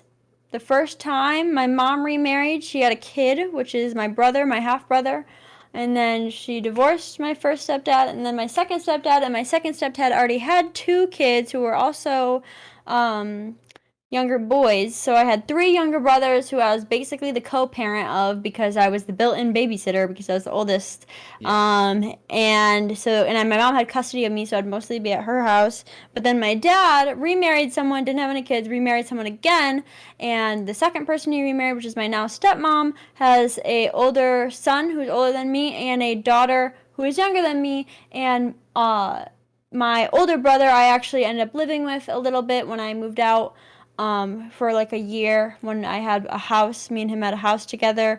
And that's when that one clip was where I had the purple hair. I had my own streaming room in that house. It was nice. And yeah. So that's my family. that's a lot of complexities there. So let's break this down into a more, I guess, general manner. And we're going to speak specifically with the siblings first, and then we'll get into the parents. With the siblings, all right? It sounds like, 6 total, including yourself? Including steps, yeah. 2 with my dad, 3 with my mom. 2 with dad, 3 with you. Okay, so 5 total. I see. Yeah. Of the 5, are there any that stand out in terms of your relationship with them? Like, is there? Go ahead. My older brother, Mm-hmm. he was like always there for me, and then we lived together. We like split the rent, and we got a house. We rented a townhouse, and it was really nice. Mm-hmm. He always helped me out with things when I needed them. He was a good roommate for the most part. And then my younger brother, cause my mom had custody of me, and in the house there's always favorites. So the 2 favorite kids were my half brother Mm-hmm. and my one older stepbrother. So it was me and my younger stepbrother, kind of to fend for ourselves. So we were always the ones who Wow. like figured things out on our own. We didn't need help. We were never coddled. Mm-hmm. And I feel like we kind of like have that bond that way. Yeah, You know, and I check in on him every so often, and yeah, that's awesome. Do they all know you stream, I assume? yeah. What do they think about it? I think the main thing my younger brothers get excited about is like the people I know through streaming. Yeah. Like the bigger creators, like, no way, you know this person, this person. I'm like, yeah, whatever, I guess. Yeah, But yeah. they like, or they'll see me like collaborate like with the crispy thing, and like they just get excited when I know other people Mm-hmm. who they watch. But yeah, they don't really have many opinions on it. My older brother was always supportive because that's how I paid my share of rent. Yeah. For a lot of the times, like he would, and then my community back then, it's a lot different now, but they used to call him Vlad. His name's Dylan, but they used to call him Vlad and be like, "OMG, Vlad," and they would like always see him in the stream because my stream room was like a den where the door was. Yeah. So, yeah. Ah, nice, nice. Can you here's something, this story that you're telling me, you're both your parents remarrying and your family's growing and growing. You're getting a lot of step siblings there. I don't have that perspective in life, so I would love to learn how was it? I mean, kind of growing up and constantly meeting these new people in your life where you're like, okay, now we're family. How do we manage each other? How do we dance around this relationship? Are we even going to have a relationship to any degree? Mm-hmm. What Well, was I going was through a your head? kid when both of them remarried. OMG, my back just made a sound. I don't know if you heard that, but I was 10 when I met all of my siblings. Yeah. Well, besides my half brother, but Mhm. so it was just kind of like, okay, this is a thing now. I was a 10, I didn't really know what to comprehend, but like I used to move every year Wow. growing up, so it's like I have a lot of issues with like abandonment and Mm. stability and things like that. So that's just like a little bit of trauma that I have because of that. But there's also a lot that goes into everything. Yeah. But my step siblings, I think of them as my actual siblings. I never Awesome. once will say like, oh, my stepbrother. Like I only say it for this moment, Yeah. but I'll be like, oh, my brother, this, my That's brother, good. that. Which is like, I always have another topic to say. It's like when people are like, oh no, step bro or whatever. I hate that so much Uh, because it's like people don't realize, like that's so fucked up because it's like they never had to have stepbrothers or step siblings, so they don't really understand how fucked up it is, which is like it's yeah. not their fault that they don't understand, but it's like I just hate that joke so Yeah. much. Especially that it's a meme and it's something at a time and people just go crazy for. Especially like I saw it on TikTok, all Yeah. that jazz. Let's go towards your parents then. So you said that your parents had you at a young age, and they never got married, correct? Or they did? Hmm. No. They did not. So what was it like growing up? And I know that might be very, very young, but let's talk about that a little bit. What was it like growing up with, by the time your parents remarried, both of them, were you cognitive of the situation that they weren't together, but these are my biological parents? Yeah, they were never really together, so like I never had like that, OMG, my parents are getting divorced or whatever, Yeah. like trauma, because I was raised the way it was. I go to my dad's every other weekend, I stay with my mom the majority of the time. The Nice. one thing that kind of like fucked it up is they would like date sometimes, like they'd be off and on, and it's like, what is happening? Like, well, y'all together now or what? But like, I don't know. I've had a lot of issues. Like my dad went to jail when I was younger. I don't even think it was jail. I think it was some kind of like rehab camp. There's just a lot of random traumatic stories that happened when I was a kid that is like, that's kind of fucked up. For example, when I was 5, we lived in a apartment building, and I stomped on the ground. So one time, one of the neighbors, I was sleeping. I was actually awake, laying in bed, but I heard the neighbor yell to my mom about me stomping, to the point where I don't remember specifically, but if I asked all of my family members about it, like they literally death threatened me, like they threatened to kill me because I stomped. And like my whole family, like my mom, my grandma, and my aunt were like telling my mom to call the cops, and they never did. So my mom's like, just walk on your tippy toes, Adriana. So I did, and because I walked on my tippy toes, my ligaments grew that way. And down the line, when I was 17, my back was like curved the wrong way because I walked on my tippy toes, that I slipped a disc from my spine, and still am living with that condition as we speak. But like things like that, they're just like, whoa, like I didn't realize how fucked up that was until like I'm older. Damn. Things like that. Yeah. Tell me this, all right? Tell me about your specific relationships with your biological parents, your mom and your dad. Are you guys on speaking terms? Is it good, or what's going on with that? I've had my rocky relationships with both of my parents. I'm going to try to be nice because I don't want anyone to watch this video and get mad because they know I have a social presence, or a social media presence. So I had a really rough time with my mom growing up, to the point where a lot of things that she said or did were like considered really toxic, and really like a lot of gaslighting, things like that, to the point where I had there's a lot of things that made me slope into depression when I was 15. But that was one of them. And I also had a weird relationship with my dad that I'm not really going to get into too much detail about. But I kind of, after he remarried, we definitely were distanced a lot. Me and my dad, we used to have a closer relationship before that, but because of a lot of situations that happened, we started to distance from each other. With my mom, she had custody of me, and I fell into a really dark depression when I was 15, not only because of her, but because of some pretty traumatic events that I didn't realize were traumatic until years later. And I had an incident, trigger warning, suicide, I guess, where I was in the hospital because of an attempt. And then after that, I kind of learned, like I can't be happy unless I let myself be happy. And that's like the one thing that I keep going back to every time I fall into a depression like that. But knowing how bad it was and how it got better is like the main lesson I learned, that it always will get better. And then when I was 15, like I was continuously dealing with my mom being the way she was.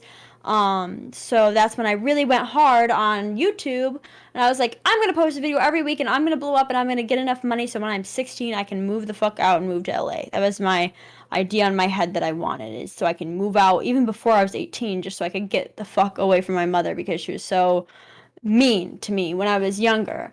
Obviously that didn't happen, but I did move out, and because I did, like my parents realized, like my mom and my stepdad realized, they can't hold anything above my head anymore because they don't pay for anything. So there are a lot of financial trauma there. Like they would, whenever I'd be like, oh, like, hey, like I would talk back, and then they would be like, oh, well, I pay your phone bill, so blah, blah, blah, blah, blah, I'm going to turn it off. Like they would threaten to take things away from me they pay for, even like things like my phone. Like obviously they took away my food when I was 17. They stopped paying for food because we got in a big fight, things like that. So it's like the minute I became financially independent completely at 17, they realized they can't hold anything above my head anymore. My stepdad and my mom. So after that, my relationship with them improved so much. Like they're my friends in my eyes now. They like to say to their friends, like, hey, like I raised them. But at the end of the day, I feel like I raised myself, because of they threw me in the deep end, and my mom likes to say a lot like, well, I'm glad I raised you like this because my dad literally enabled me, and my dad made it so I have to rely on men for money. It's like, I understand that, but you throwing me in the deep end and hoping I swim was not helping me become who I am. You know, I could have easily gone to drugs, could have easily gone to darker things, but I didn't. I'm just built different, I guess. But then with my dad, it's like we just kind of distance. There's not really a whole lot there. But you know, and that's not always negative. Like, my parents have helped me with a lot of things in my life. They helped me learn a lot of lessons. I obviously wouldn't be here if it wasn't for the lessons that I've learned from them. And I do love them. Like, we have a really good relationship, me and my parents now. I had a hard time with my dad more recently before I moved about Twitch because of the whole titty streamer thing. He was kind of like dumbing down my job, and I was like, that's literally not what I'm talking about, because I was talking about daddy issues on stream. So he got mad, and he was like, why are you talking down on my name? And I'm like, Dad, this is literally the trauma. Like, what, you want me to lie? Like, I literally have trauma from this. I literally have issues in my relationships because of this. I'm not gonna lie, because there's people in my chat who may be going through the same thing. But there's a lot of like people, same as before, like diminishing or devaluing my job because of what I was wearing, which is bullshit. But you mentioned you're like, things were, it was even before you turned 17 and you were more financially independent, but you said there was times where things got a little bit better, right? You're like, all right, things were kind of picking up, you're able to have some sort of relationship. What do you mean by that? What do you mean by things got better amongst all that darkness, a lot of the trauma that you had mentioned? How did things get better? well, my trauma was obviously still there, but the minute I was financially independent was the minute that my parents, mostly like my mom's side, could stop digging at me like, oh, you talked to me wrongly? Yeah. I'm gonna stop paying for something. Yeah. Or threatening taking that away from me. And that's why I do have a lot of anxiety around finances, even though I'm doing very well, as you can see by my full whiteboard. But you know, like, it's something that does stress me out. That's fair. Especially in relationships. So Let's make a moment here. I love making moments on this show, kind of capturing it, because the best things about this is that you can always, whenever you want, go back and watch it on YouTube, and you could figure out, all right, do I still resonate with all this? What have maybe there's something you may have forgotten about yourself, and you're like, oh shoot, well, here it is. It's evergreen content. I can go revisit it and maybe recapture that moment, or maybe see how things have changed. The question I have for it is this, all right? Let's say your parents, your biological parents, are here right now. What is something that you would say to them about how much you've grown into the person you are today? they talk to me about it all the time. Like, I get my stepdad on the phone, and he starts, I'm so proud of you, Adriana. Like, I am so proud that you're doing this, and this. And it's like, I appreciate that. But I feel like, obviously, if I was in a different part of my life, they would not be saying that. But I feel like my parents, they had me so young, so they were still learning. Like, I'm never angry with my parents, obviously. I am upset with some things they've done, but I'm not angry with them because I became the person I am today.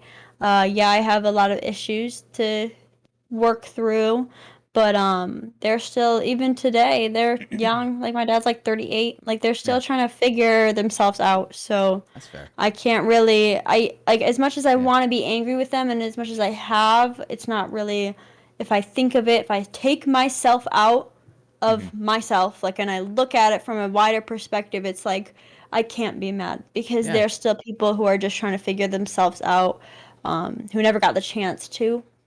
I like that. Because they were thrown into being a parent so young. So I'm going to ask a very vulnerable question, Adrian, all right? And then we'll move on to the next section here. With all the stuff that's happened in your life, all right? You said you're 20 years old, correct? 20 years old, so you've had 20 years of experience with all of this. Have you forgiven your parents on all the stuff that's happened in the past? Obviously, because at the end of the day, with any relationship where someone has inevitably, I don't even know if inevitably is the right word, but done me wrong, quote unquote, Yeah. if you hold on to that in your heart, Mm-hmm. then you are never going to grow as a person. Like, Yeah. if you hold on to the resentment and the grudge and the negativity that you have against somebody, you're never going to grow. And even if you don't sit there and say sorry to them or sit there and find closure, forgiving somebody for what they've done to you and just letting that go is probably the best thing you could ever do for yourself, Wow. Yeah. regardless of who it is. So, of course, I've just let it go because it's like, they shaped who I am, and I'm Yeah. grateful, and I love them, and I'm going back to visit them next week. And Hell yeah. like, I can sit there and talk to them all day long and try to convince them that their mindset is wrong about things, or convince them that the way they're doing things is wrong. But at the end of the day, people don't want to learn if they don't want to learn. And you can lead a horse to water, but you cannot make it drink. So me forgiving them and just letting it go and moving on with my life has probably been the best thing I've ever done for myself. That's awesome. I'm proud of you. I'm happy that that was the answer too. That's really good stuff. That's I think that's why you're able to talk about it now too, and process it. You know, if you're still working through it, it would be even harder of a discussion to say aloud. Yeah. But that's really good stuff there, Adriana. Let's move on to the least sexy topic here, and it's about education. All right. So I usually take this straight into high school. I think high school is a time where you see a lot of the world and who you are, trying to find your identity and such in high school. I'm sure you know we're all familiar with the stereotypes. We're all familiar with the jocks, the nerds, the preppy kids, the emos, the stoners, whatever it may be. Adriana, where did you fall under those stereotypes of high school cliques or high school types in general back in the day? I think I don't even know. People look at me now and they say you look like the girl that bullied me in high school, and I can think train wrecks for saying things like that, and I hate it because people think I'm mean because they look at me and they say that, and it's like, bestie, what? Because in school I don't really think I fit any group. But I didn't eat lunch at the lunch tables, I'll tell you that. I ate it in the hallway. I was one of those kids. But I also got made fun of. I either ate lunch in the hallway or in my TV production class, which was like my home in high school, which is where I got this camera. But I got made fun of in high school because of my YouTube channel. Really? Like, that was my main thing. There would literally be people in the hallways I'd walk by, and sometimes they would say it in a positive way, but a lot of times it was in a negative way. Like, "Hi guys, it's AdrianahLee." Like, they would say it as I was walking by. I'm like, this is so awkward. Like, because it's like, damn, y'all really just making fun of me right now. But I was voted most likely to become a YouTuber, so I guess that's cool. Yeah, a little bit. We got was it? If I may ask, kind of backtracking first, would you say you made your start on YouTube, or would you say you made your start here on Twitch? Oh, I made my start on YouTube for sure because you go. that's where I learned how to be comfortable in front of a camera. And then YouNow as well, which is also a streaming platform. I've always loved streaming. Somebody said to me once when I was 16, there was this app called Yellow. It's called Yubo now, but you could go live on it and like with a group of friends, and I would go live on it. And I just would start acting like crazy the minute like I went on it. And my friend Jordan Taylor said once, he goes, "Damn, Dree, do you, like, joke, do you snort a line of coke every time you go live on something? Like, you act crazy. Like, what the fuck?" Yeah. And I was like, well, like, I've always had the hype of, like, going live ever since I was, like, young. Hell yeah. And then, like, obviously I learned a lot about being live because we ran a live show, and about, like, TV production in general in my TV production class. That was, like, my home. My teacher there was like more of a father figure in that time in my life. Wow. Yeah. Than anyone, and like things like that. It was just it was like home for me, my class. So I hear I've heard a handful of times people that have started YouTube channels in high school, and they often get bullied for it. They get ridiculed. You know, you're putting yourself out there. You're putting shit out there that's different than what they see at the 9 to 2 whenever you're at, or 8 to 2 whenever you're at school. Tell me, how did you stay motivated, or especially for those the younger individuals that are trying to get into content creation in high school? How do you stay motivated amongst the ridicule or even the threat of possibly being made fun of? I kind of was just like, whatever. Like Yeah. I don't even know why. Like I was literally, I have like pictures of it somewhere, but I would literally be like, guys, I posted a video, and I would go up to my fucking like science teacher, because like I was always like funny, I guess, in high school. Like I was always like the funny kid. So I would like, my teachers were chill with me. You know what I mean? Like Yeah, yeah. whenever you're like the funny kid, the teachers are just like, oh, whatever, Adriana. So I'd be like, hey guys, I just posted a video, and I would like write it on the board, youtube.com/AdrianahLee. I'd be like, subscribe. Like I would literally like tell people to subscribe, to the point where one of my best friends got me this. I'm gonna go get it once I Go get ahead. my headphone out.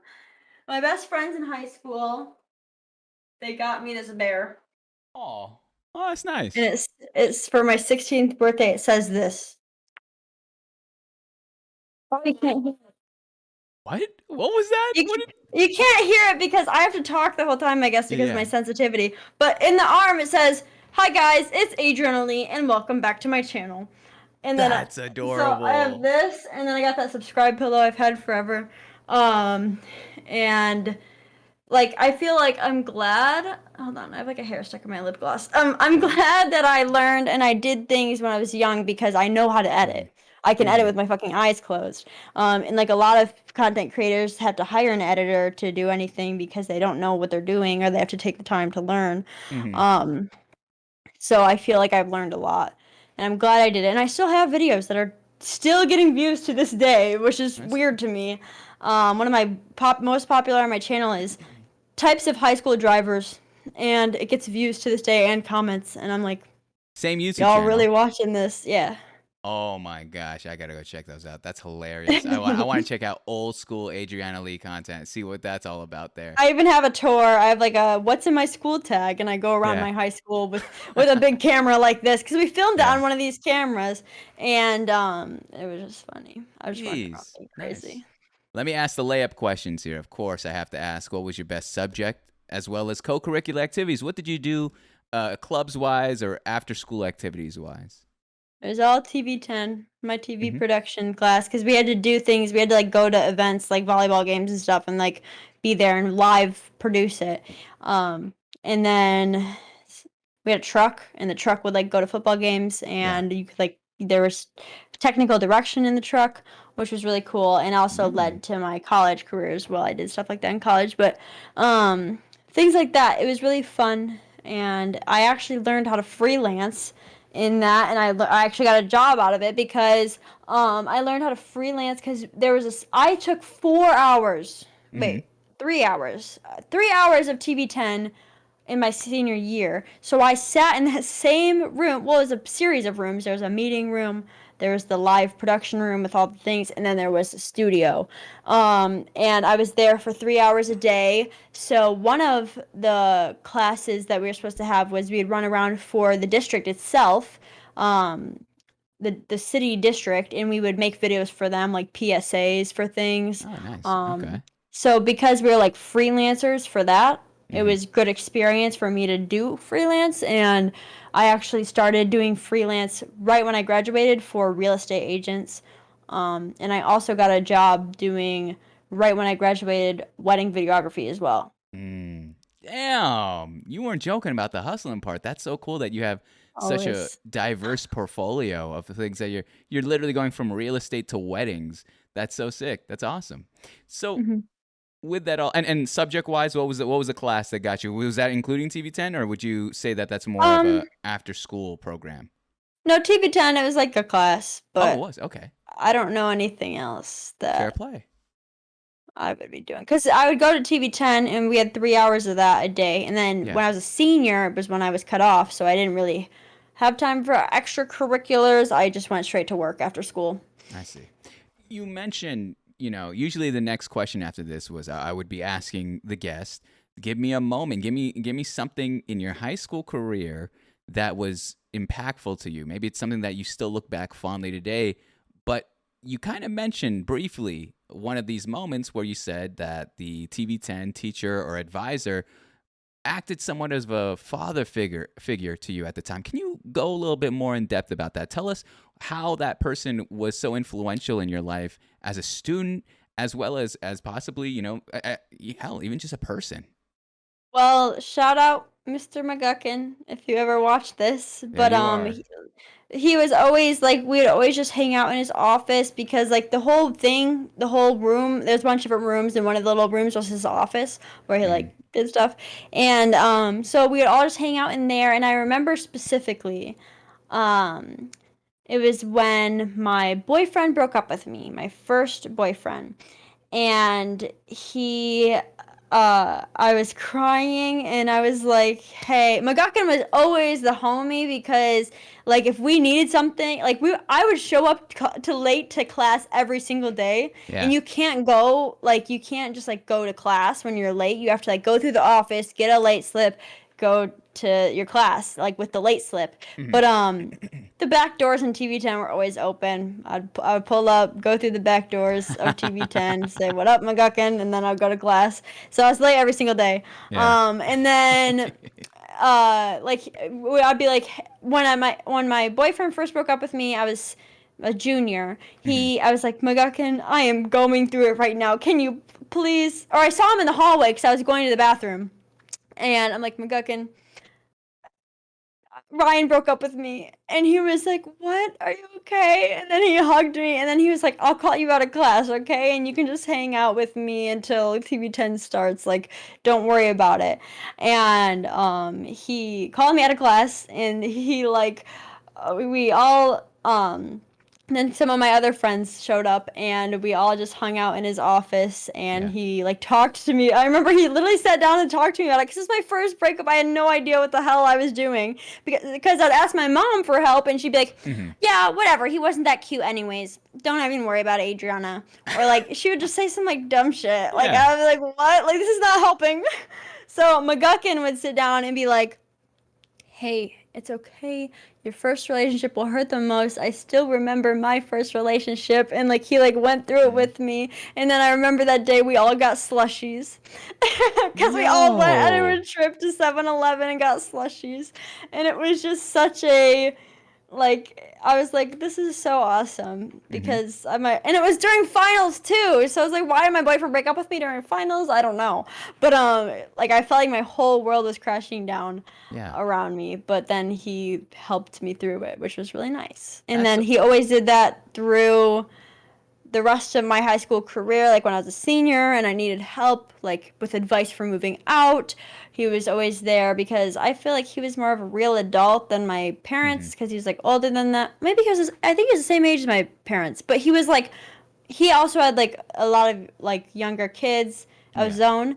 And he like would always help me with like credit score advice, just like real adult things that like my parents were still learning about themselves. So it really helped me out. Credit score stuff. That's wild. That's wild. Do you keep in contact with them like after your time in high school? We have a group chat on Snapchat where we will talk occasionally.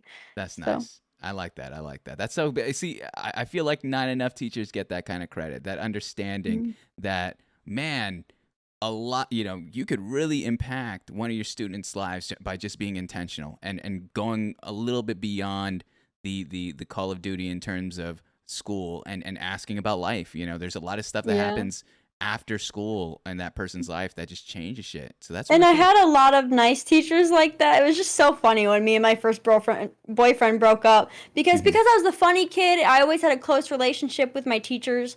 And I remember I was like crying to my one teacher who was a girl, and she was like, Adriana, this summer, you are not going to sit there and cry. You are going to do stuff because if you sit there and cry, of course you're going to think about it. You are going to stay busy. And I'm like, so true, girl boss moment. And then my other teacher, you could tell my econ teacher was going through something in his personal life. But because before I was asking him for advice because all the seniors left and there was like 2 other students in there because it was like a class of mostly seniors. So it was me and 2 other students. So I asked him before I left, I'm like, dude, my boyfriend's kind of a POS. Like, I do not know what I'm doing. And he was like, you need to be straightforward with him.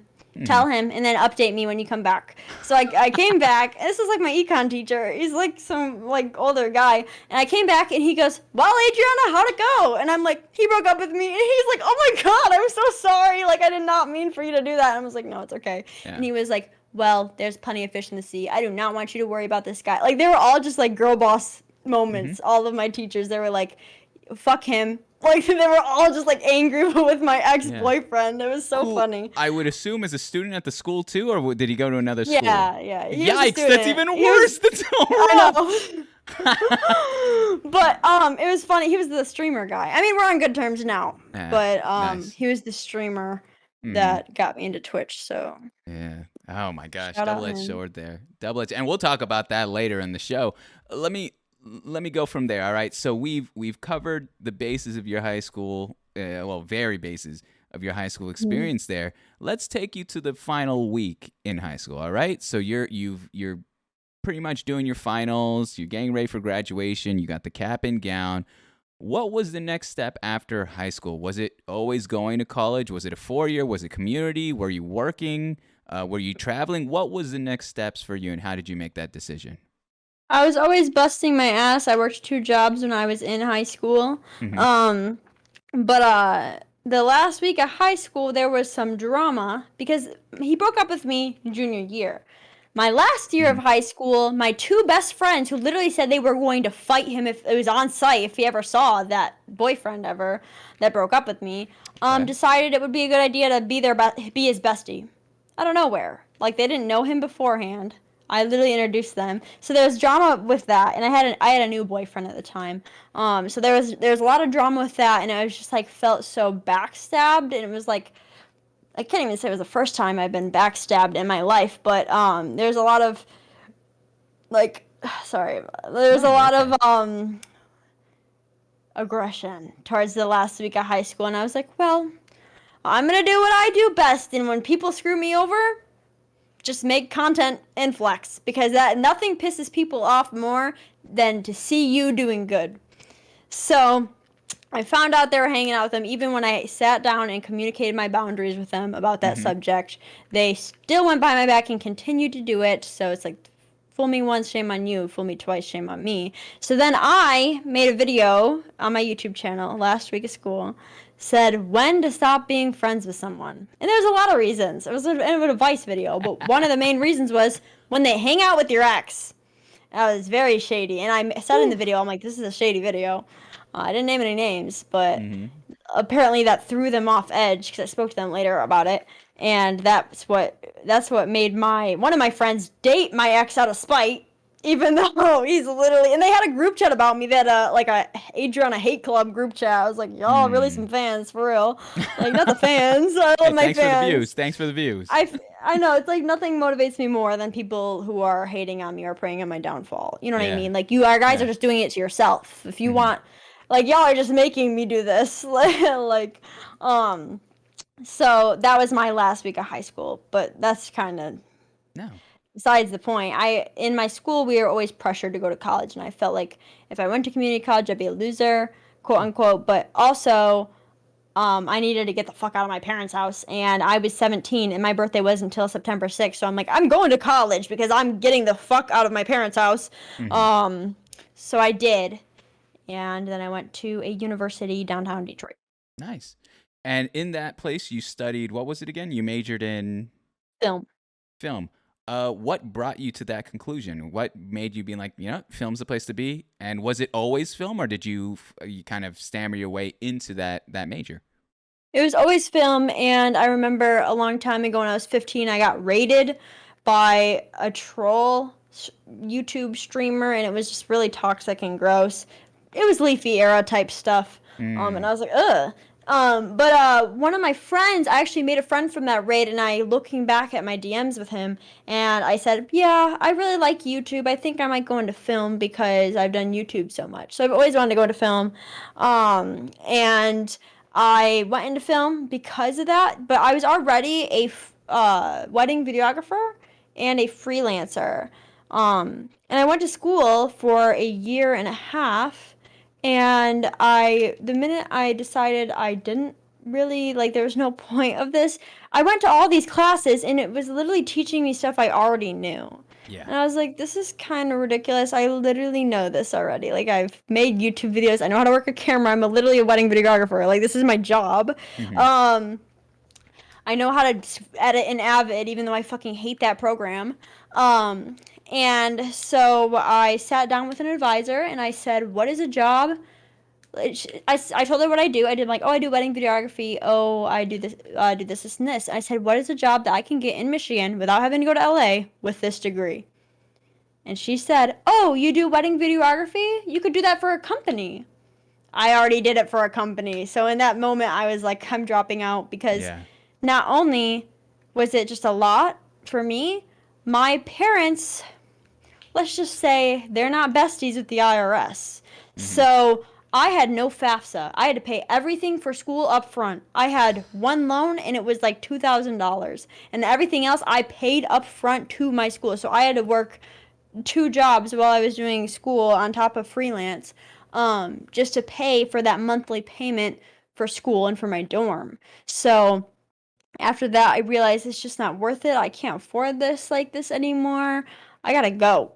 So I dropped out, and the minute I dropped out, that's when COVID happened. So Damn. Okay.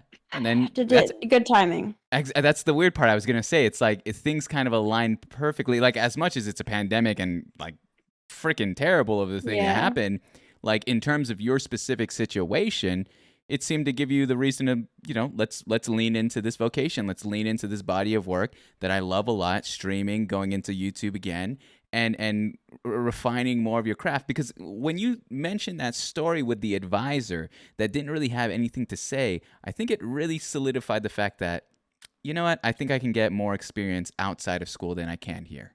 Like, and exactly. That's a rare thing to say too, in my And opinion. I was already streaming too during that time, and like the only reason I was going to film school was for the connections. Everyone says just go for the connections. And when I went to TwitchCon, I literally, one of my friends, Zach Digital, I don't know if you know him. He works for Fox. And he literally tells me all the time, send me a reel. Like, I literally have made more connections through Twitch. If I wanted to pursue a film degree, if I wanted to, or a film career, I could do that. But obviously that wasn't my main thing. Obviously content creation was my main thing. So. No, I agree with you. I think Twitch has opened so many doors, in my opinion, too, where it's like you meet these people and they're all, of course, it's not saying all, but there's a lot that you could find that are like-minded and that can help one another in that sense and you know, connect you with what you'd like to do in your life. That's awesome there.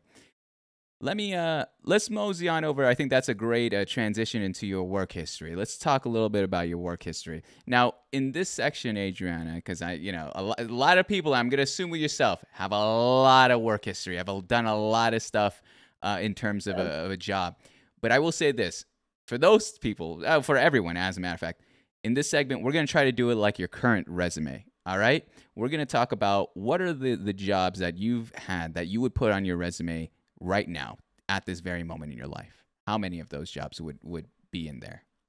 I've worked a lot of jobs, but a lot of my jobs are to do with waitressing, because at the end of the day, if anybody here is watching this and you're like, I need money fast, be a waitress or a waiter, because there is not, and I talk about this all the time, there is not a job without a degree that you will make $20+ an hour besides a waitressing or waiter job. Well, maybe there is, but I'm just saying it's easy. When I was 17 years old waiting tables, I was making, at my run-down shitty diner, I was making a good 60, 70. When I started working at this really bougie brunch place, which I love them so much. They were literally like my family. I feel like every place outside of my own family was my family because I made it my family. You know what I mean? Because I had such a hard time at home. I would never open up to my family about anything ever, that I would overshare with my coworkers all the time. So they, my restaurant, I can't really tell the name, but it was like a little brunch place. I'm gonna visit. I literally want to pick up a shift when I go back. Like, I'm just like, I literally want to work and pick up a shift because they are literally my family. I love them so much. There's no turnover rate because everybody who works there either is actual family or like family friends. Yeah. And even there, I would work from 6 a.m. to 3 p.m. I would make $100 average, and then I would go down a mile down the road, sit in the Target parking lot for 30 minutes until I had to work at my bar job down the street. I would go to my bar job, work there 4:30 to 2 a.m. and then I'd do that on repeat the next day and the next day, every Jesus. weekend, just to pay for college. So I worked a lot, let's just say. But waitressing for sure is something I put on my resume because I tell people all the time, waitressing has taught me so many life lessons. Not only dealing with difficult customers and keeping your calm, but one of the main things that I used to struggle with a lot is losing it. Like, if something happened, I would just panic and start losing it. And I still have my moments of panic, but for example, if I dropped a plate, and I never was a waitress, if I sat there and I broke a plate on my ground in my apartment, I would probably start fucking crying and being like, holy shit, like, and it would spiral out of control in my brain. But I learned this thing where when something goes wrong, like I would drop a plate in the middle of everybody and be so embarrassed, food all over the place, you just stop, take a deep breath, and continue on, because stressing over it, freaking out about it, or panicking is not going to do you any good. When you're in the back, when you're waitressing and you forgot to punch in a table's order and they're sitting there waiting for your food and all your other tables got their food before them because you forgot, you can't. And there has been times where that's happened to me and I literally started crying because I was like, no, I can't do this. But you just have to take a deep breath because waitressing is so chaotic. I don't know if you've ever been a waiter, but it's crazy. The amount of stuff I've learned being a waitress is insane. Like, I've learned so much life skill from that, I feel like. And I made a lot of money. So there's Best of that. both worlds there. Yeah. And then freelancing is I had my own company. Obviously it was sucked because I don't ever trust a real estate agent. That's all I gotta say, because they were constantly trying to scam me out of my money. They saw I was a pretty young girl, and they're like, "Let me just scam this girl out of her money." I That literally sounds made them about sign right. contracts. They literally signed contracts, and they'd be like, "Well," and I'm like, "You literally signed a contract." So like things like that, and then my wedding videography company. I love my boss who would give me jobs for that, and my coworkers, they were super awesome because we'd spend the whole day together. It was just super fun time. Yeah. I know that, like, in terms of freelancing, it's like, when you're assigned these jobs, you do them. Are you still doing these freelancing positions, or are you strictly, we're going content creation 100%? I stopped doing freelance. I stopped even before I went full-time content creation because I'm like, I can't do all this shit myself. Even streaming, you are everything when you are a streamer. Yep. But when I was a freelancer, I was like, I'm a contractor. I'm a person who does it. I'm the editor. I'm the having to deal with the people.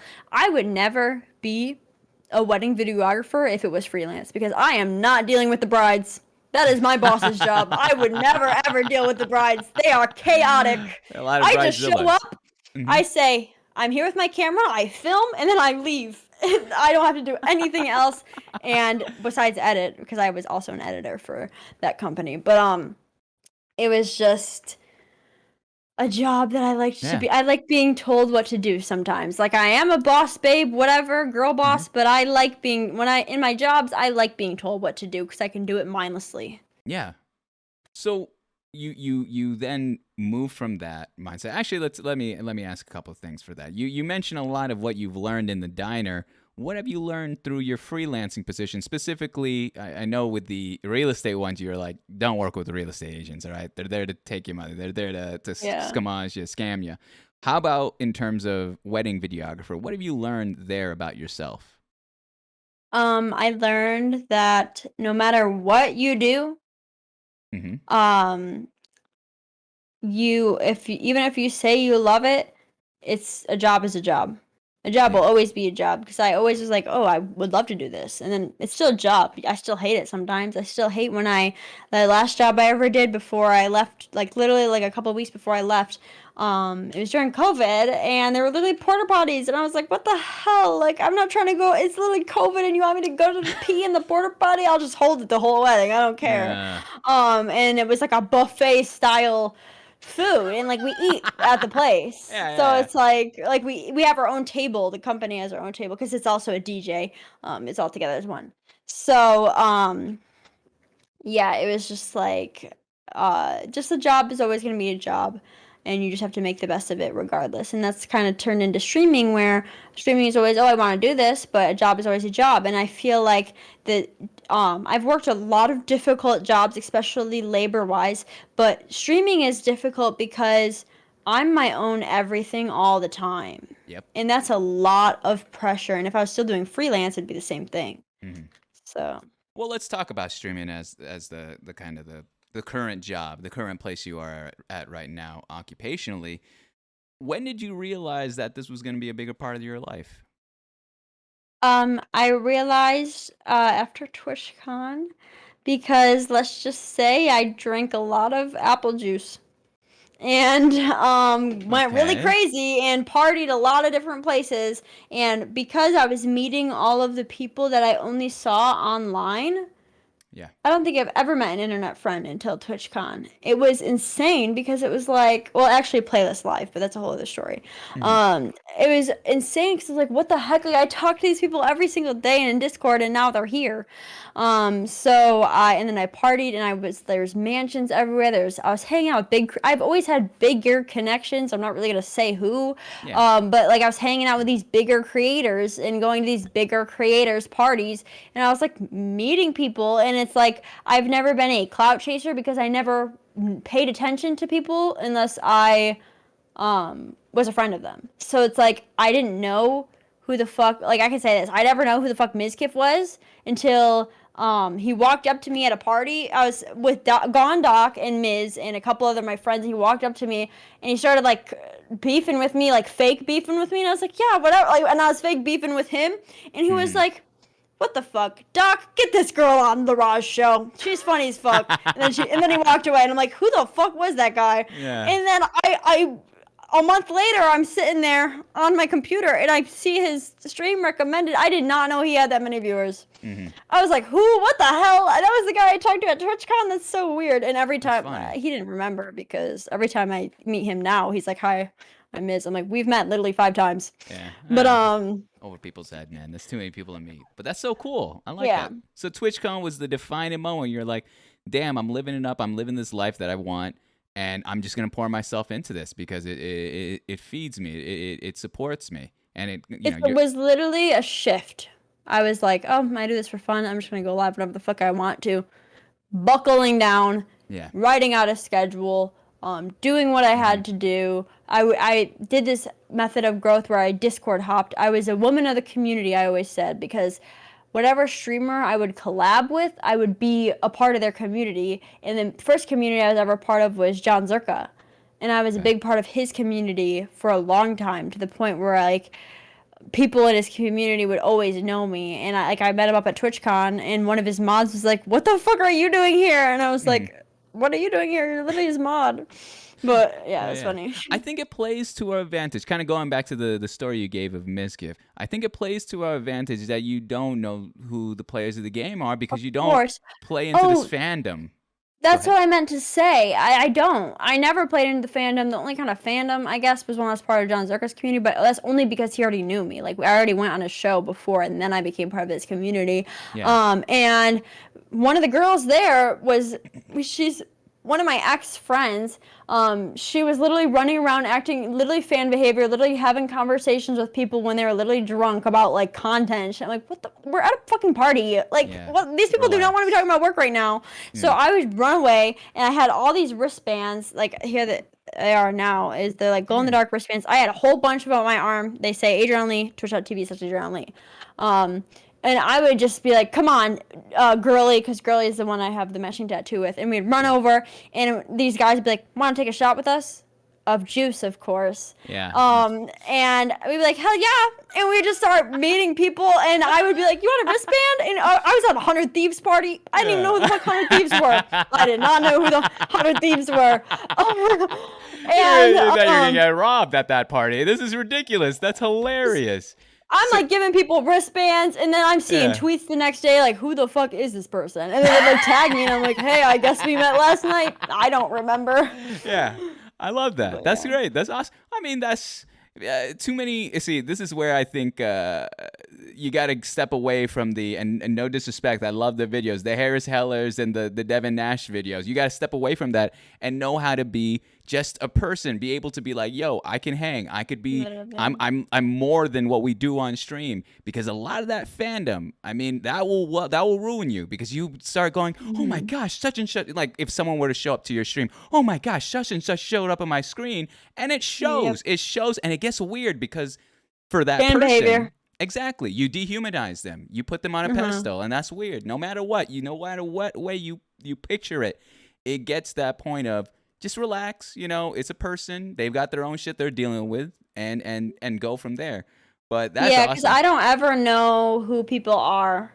Like, I didn't know who Sapnap was until I didn't know who Swagger Souls was, and one of the old producers for the show, Claw, like messaged me like, "Want to go on Swagger Souls tomorrow?" I'm like, "What the fuck is Swagger Souls?" He goes, "It's for the Rajler," and I'm like, "Oh, it's a person." And then same with Sapnap. I was like, I do not know who this Minecraft kid is. All I know is the Austin shows these days are getting a lot of views. So let me try to get on the show. And I did. And I met like Sapnap, and like it was chill, Like, and another thing is, it's really good because I am a girl. There's a lot of bigger streamers who slide into my DMs like, "Hey girl, wanna talk because I'm a big streamer?" And I'll be like, "Bessie, what the fuck?" Like I'll just like take a step back, like if I really want to get to know somebody, I won't come off the bat like being like romantic with them. I'll just like talk to them first, and then if I figure out that I like them, then I will end up talking to them more. But I am never sitting there being wooed by the big numbers, because it's like, how many motherfuckers did this to me? You know how many motherfuckers go to the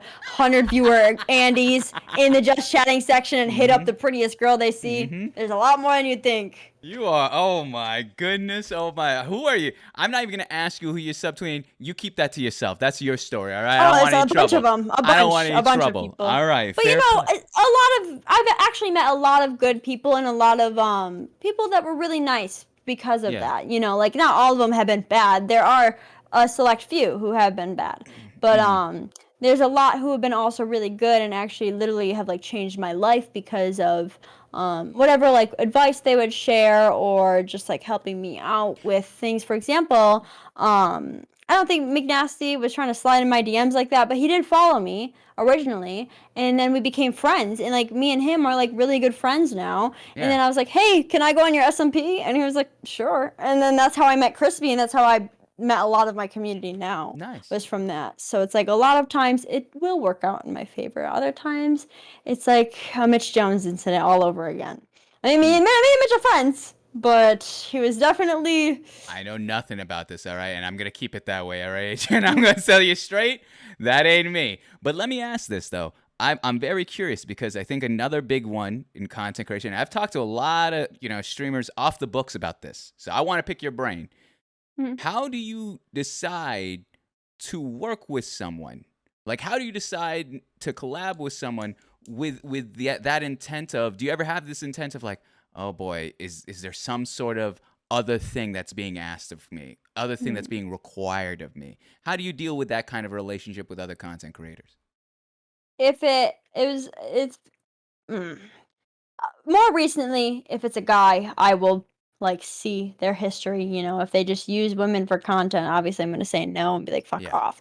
But for example, one of my really good friends now, I have a nice handful of friends right now. I don't have a lot of people that I talk to on the daily. He came into my TikTok live, and he was like, do you want to play Minecraft with me? And I accidentally ignored his message, and he goes, look at my profile. Do you want to play Minecraft with me? I was like, whoa, buddy, this is what we're not going to do right now. He came off totally the wrong way. And then he DM'd me, he's like, yo, I did not mean to come off like one of those guys because I know what you're talking about.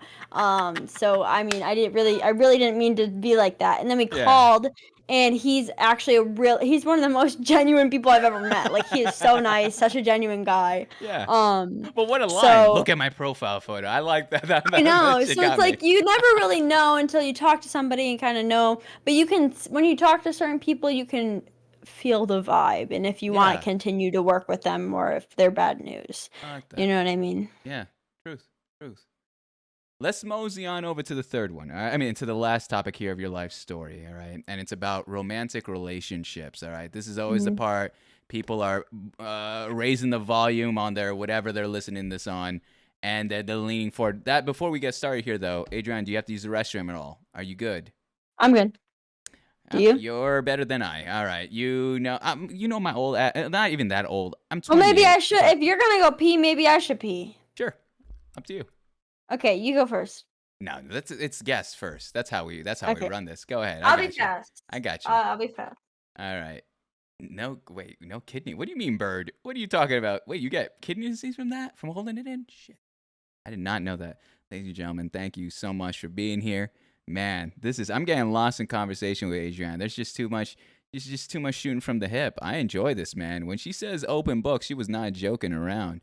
Yes, I was told that today and oh shoot, I need to go use the restroom then. I did not realize that was the case. Sup, Mello? Hey, what up, Ronzel? How you doing? What do you mean, Mello? Wait, look at that goldfish. I didn't even recognize that. Wait, is that a goldfish? I'm looking at her background. Oh, she got the Kingdom Hearts keys? How am I missing all these Easter eggs? Hong is there. There's a lot going on there. I'm out for the night. I hope you have a great rest of the stream. Maximus, thank you so much for being here. I saw that you were lurking. You take care, all right, Maximus? Hope to see you again. Thanks so much for joining us. The famous Parker mug. It's always a shout out to Parker right here. It's always, I miss the man, all right? He's one of my best friends here. This has been awesome to listen to so far. Keep up the good work, moms. CWL Universe. I'm sorry. Thank you so much. I appreciate that. I love what we do. I love doing these shows. I love talking to people and just digging into their lives, understanding who they are more. You know, I'd be a liar not to say that I didn't. You know, I had my notions and be like, all right, who's Adriana? Let's see what's going on here, and give her a shot. And hearing her story now, the back end especially, it's pretty damn inspiring. She's lived through a lot of fucking life, and I'll save all the nice words for the end of the show because that's the thing. I don't want to reuse them too. But holy cow, it's crazy. It's crazy. What do we got here? Bird, why are you giving us that face? What's that? What's that all about? What is this emote? What is it called? Monka W. I need to memorize this shit, dude. I'm gonna be honest with you. I'm gonna make flashcards with all these fucking emotes because I cannot remember for the life of me what reaction is behind me. It's nothing. It's a salt lump. All right, Ronta. All right, bird. All right, bird. All right, a boomer, dude. All right. I'm sorry. I'm trying to understand the culture. All right, you guys' culture is still foreign to me. I've only been here for like a year. All right, I'm trying to understand. Ronta, such a boomer. All right, whatever. There's Adriana. All right, Adriana's here. You can have her for the next minute. I'll be back. All right, Jesus. What's up? Hi, chat. What you want to know? Hi, Ronzel. Hi, Bird. Should I make... maybe I won't make food. Maybe I'll just go to bed after this. How much water do you drink? A lot. Actually, I did drink a lot. Can I have an autograph? Sure.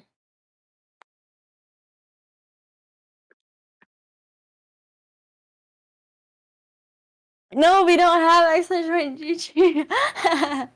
Hi. No problem. I love my fans. I love my fans. Why am I so tired? I literally took a nap before this. I think I'm depressed because it's like one of those depresses. You're okay for today? I'm one of those. I'm in a depressive slump. I'm in a slump because I can't. I don't even have a video ready for tomorrow, bro. I need a therapist. I literally need. So true, Bird. Let's get a therapist together. Like I literally be looking at myself and I'm like, I need psychological help. However, I'm just in a slump. It'll go away. It'll go away. But I just gotta ride it out, which sucks. It sucks, and it doesn't. I think I'd be in a less of a. I can't even say I'd be in less of a slump if my videos were performing well, because I remember being in a slump with the. It's only 100 a session. I know. Most are 100 a session, which sucks. A slump? What do you mean a slump? Oh, I'm in a slump right now. I'm depressed. Oh, I'm sorry. But it's okay. That's normal. It's normal for me to have my ups and downs. So. Fair play. Ronzel over here act like I'm 3 steps away from my rest. Relax, all right? Let me ask this, all right? We're going to go into the romantic history section of your story here. Similar to the work history, all right? I'm not talking about relationships in middle school. I'm not talking about people that you swiped right and it didn't work out after a weekend. I'm talking about full-length relationships. How many individuals had the official AdrianahLee stamp of approval as their significant other? 4. 4. All right. And they're long term, so. Perfect. Let's go into them. All right. The first one. How old were you and how'd you guys meet? 16, Twitch. We talked about it earlier. All right. So that was he was and the then OG. I literally ran through the whole thing with you, pretty much. He was kind of not a good boyfriend. He always ignored me. I literally had to beg for his attention. For one of the turning points in my relationship with him was when I didn't have a car, but I arranged a ride, and it was the Sadie Hawkins dance, and where the girl asked the guy. I had no money, but I scrounged around my pennies and quarters to buy a poster and to buy some letters, and I made a nice sign that said, I know you'd rather be streaming, but I would Twitch if you went to the Sadie Hawkins dance with me. Oh my god. And I arranged a ride. I went in to his room. His sister picked me up. I went into his room when he was streaming, and I walked in with the sign, and someone clipped it, and I wish I had that clip. I think he might have deleted it, and I didn't download it. But I walked in with the sign, and he was like, oh, I don't know. I don't think so. Like, he was, like, in front of his audience. His whole audience was like, what the F? Like, why are you saying this? This is cute as fuck. Like, why are you doing this? Like, he was actually so rude about it. And then I hung out with him after a stream, and then he was like, can you just keep the poster? Like, I don't want it. And I was like, what? Like, it just crushed me. And there's a lot of moments like that, but we were both kids, you know? We both had our incidences and our moments. But did you ever get closure on that relationship? Did you ever figure out why? We're okay. Well, there's no closure, but we're okay now. Okay. Like, I don't really need closure because I'm like, whatever, it's funny. And then my next relationship, I don't even know. It was really weird. I was literally 17. He was 19, turning 20, which was kind of a weird age difference. I didn't realize that. I was like, I'm just more mature. And he was my longest relationship. We dated for 1.5 years. It was alright. There was a lot of red flags. I didn't realize, like, he kind of yelled at me, and I didn't realize it just because my mom yelled at me my whole life, so I was like, whatever, like, I don't really notice. But it ended because he ended up cheating on me, when I was in college, and I was like, what the hell? But so that sucked, but it was like, whatever, you know? So when you found out about cheating, there was no second chance. You just cut it off and you moved on from there. It was, because I'm a pushover AF. I found out he was sending dick pics to other girls because the girls messaged me about it. And I was like, what the fuck? But then I was like, it's okay because I love you. And then he was still acting up. He wasn't like being a kiss ass to me like you would expect. He was still like getting mad at me for going to parties. So I'm like, you're the one who cheated. And you're getting mad at me for going to a party with my girlfriends? Like, what? Like, there's literally nothing going on. So then I ended up... Well, I'm sorry. Before we go on to the third person, like, how do you get that? See, a big part of me A big part of this segment for me is the closure part, is trying to understand your headspace of like, all right, there's a lot of shit that's going on here right now. Clearly. You know? Yeah. So after he cheated on me and I forgave him and he was still acting like fuckhead, it was like a month. And I was like, all right, I gotta break up with him. And this is gonna be really hard for me to do. So we both met up at Panera and we got Panera like every other, like a normal day. And then I sat in his car and I talked to him. I said, hey, I think we're gonna break up. And he said, get the fuck out of my car. He's like really aggressive. So he said, get the fuck out of my car. I got out of my car. He skirted away. He texted me, have fun deleting all the pictures. I'm like, yeah, you're really making me regret my choice. I'm like crying a little bit, but then I was like, should I be crying? And the first thing I did, because I knew it was going to be hard for me to get over this guy, is this is when I had one job. But then I drove up to the bar and I said, can I get a job here again? Because I used to work there before as a hostess. So I asked for a job as a waitress, and my old boss was like, yeah, I'll see you on Monday. And then I got another job because working when you're a waitress makes it so you can't think about your own personal problems. Damn. Okay. And you're getting a bag. True. That's a good part too. So you go from your second to your third now. All right. How old were you for your third relationship, and how'd you guys meet?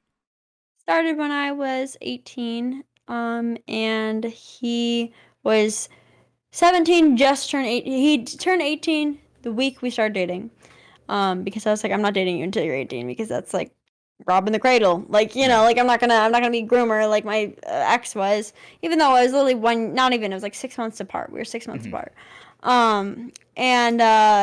Fucking, he DM'd me. I don't ever check Instagram DMs anymore, so if anyone else is watching this, it's not gonna work.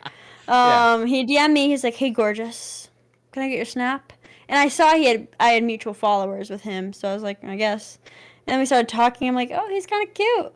And then we started talking, and he was a really good boyfriend, actually. Not really many complaints there. We only ended up falling out 6 months later. I think it was either 6 or 9 months later. We ended up having a falling out because I accidentally encouraged him to start buying animals because I had 2 birds. So I was like, oh my gosh, what if you got a pet snake?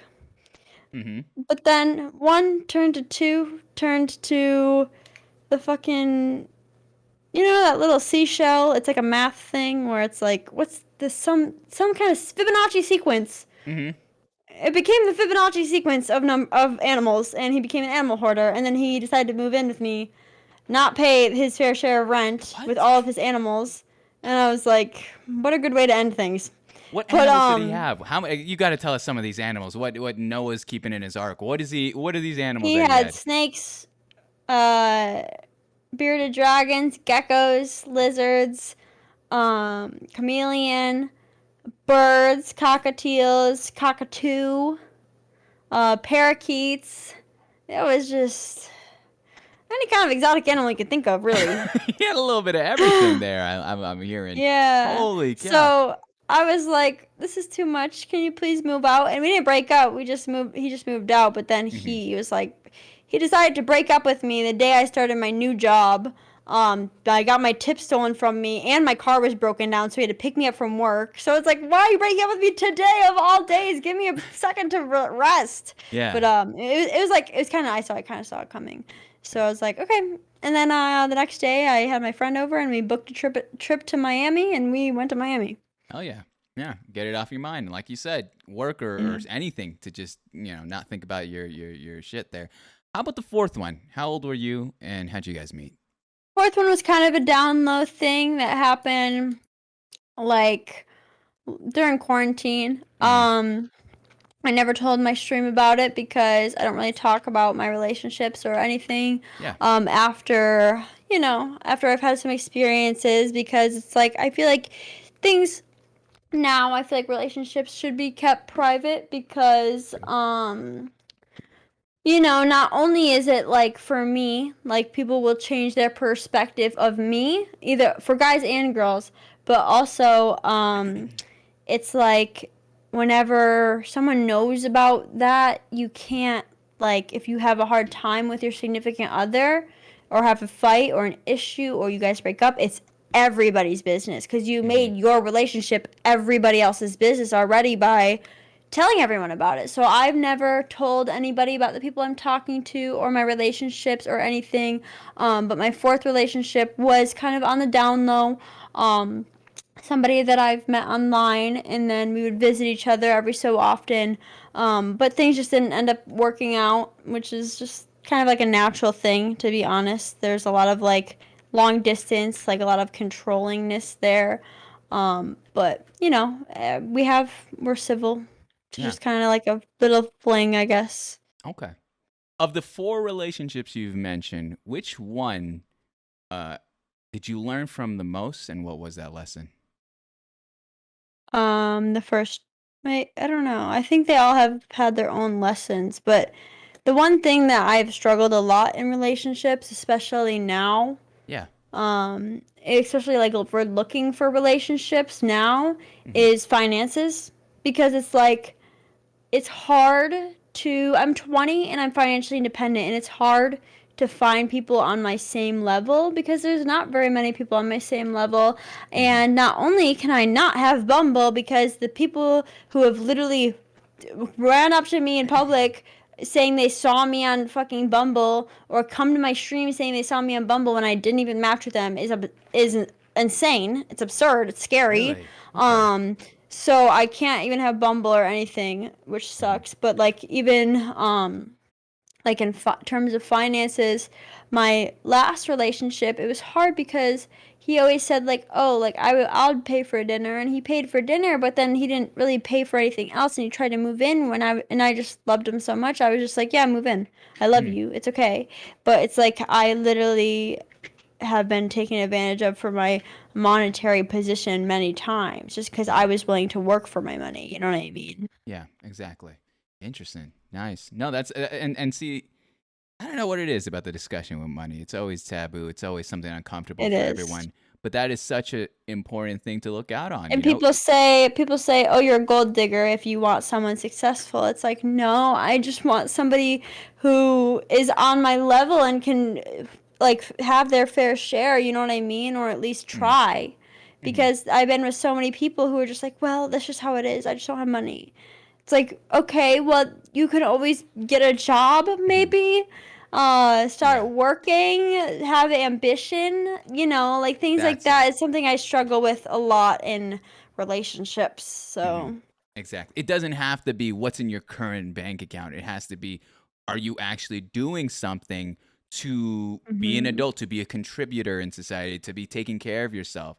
So it goes beyond just your payroll or what you're yeah. earning, but how smart you are with your money too. You know, are you And spending if it? you're willing to help me out and help each other out, you know what I mean? Like, oh, I got dinner today, or like, oh, like I got you flowers, or just something, just small stupid shit, you know? It Exactly. means a lot. No, that's huge. The small things add up, and then it shows such a gracious act, being like, "Yo, okay, we're both in this together." It's not one or the other leaning upon, or heaven forbid, leeching off the other.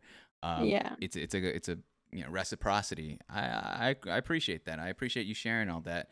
But Adriana, I'm gonna move us to the third segment of the evening. All right, I appreciate you sharing so much of your life story and being so candid with all of us this evening. That's huge. That's the heart of what we do.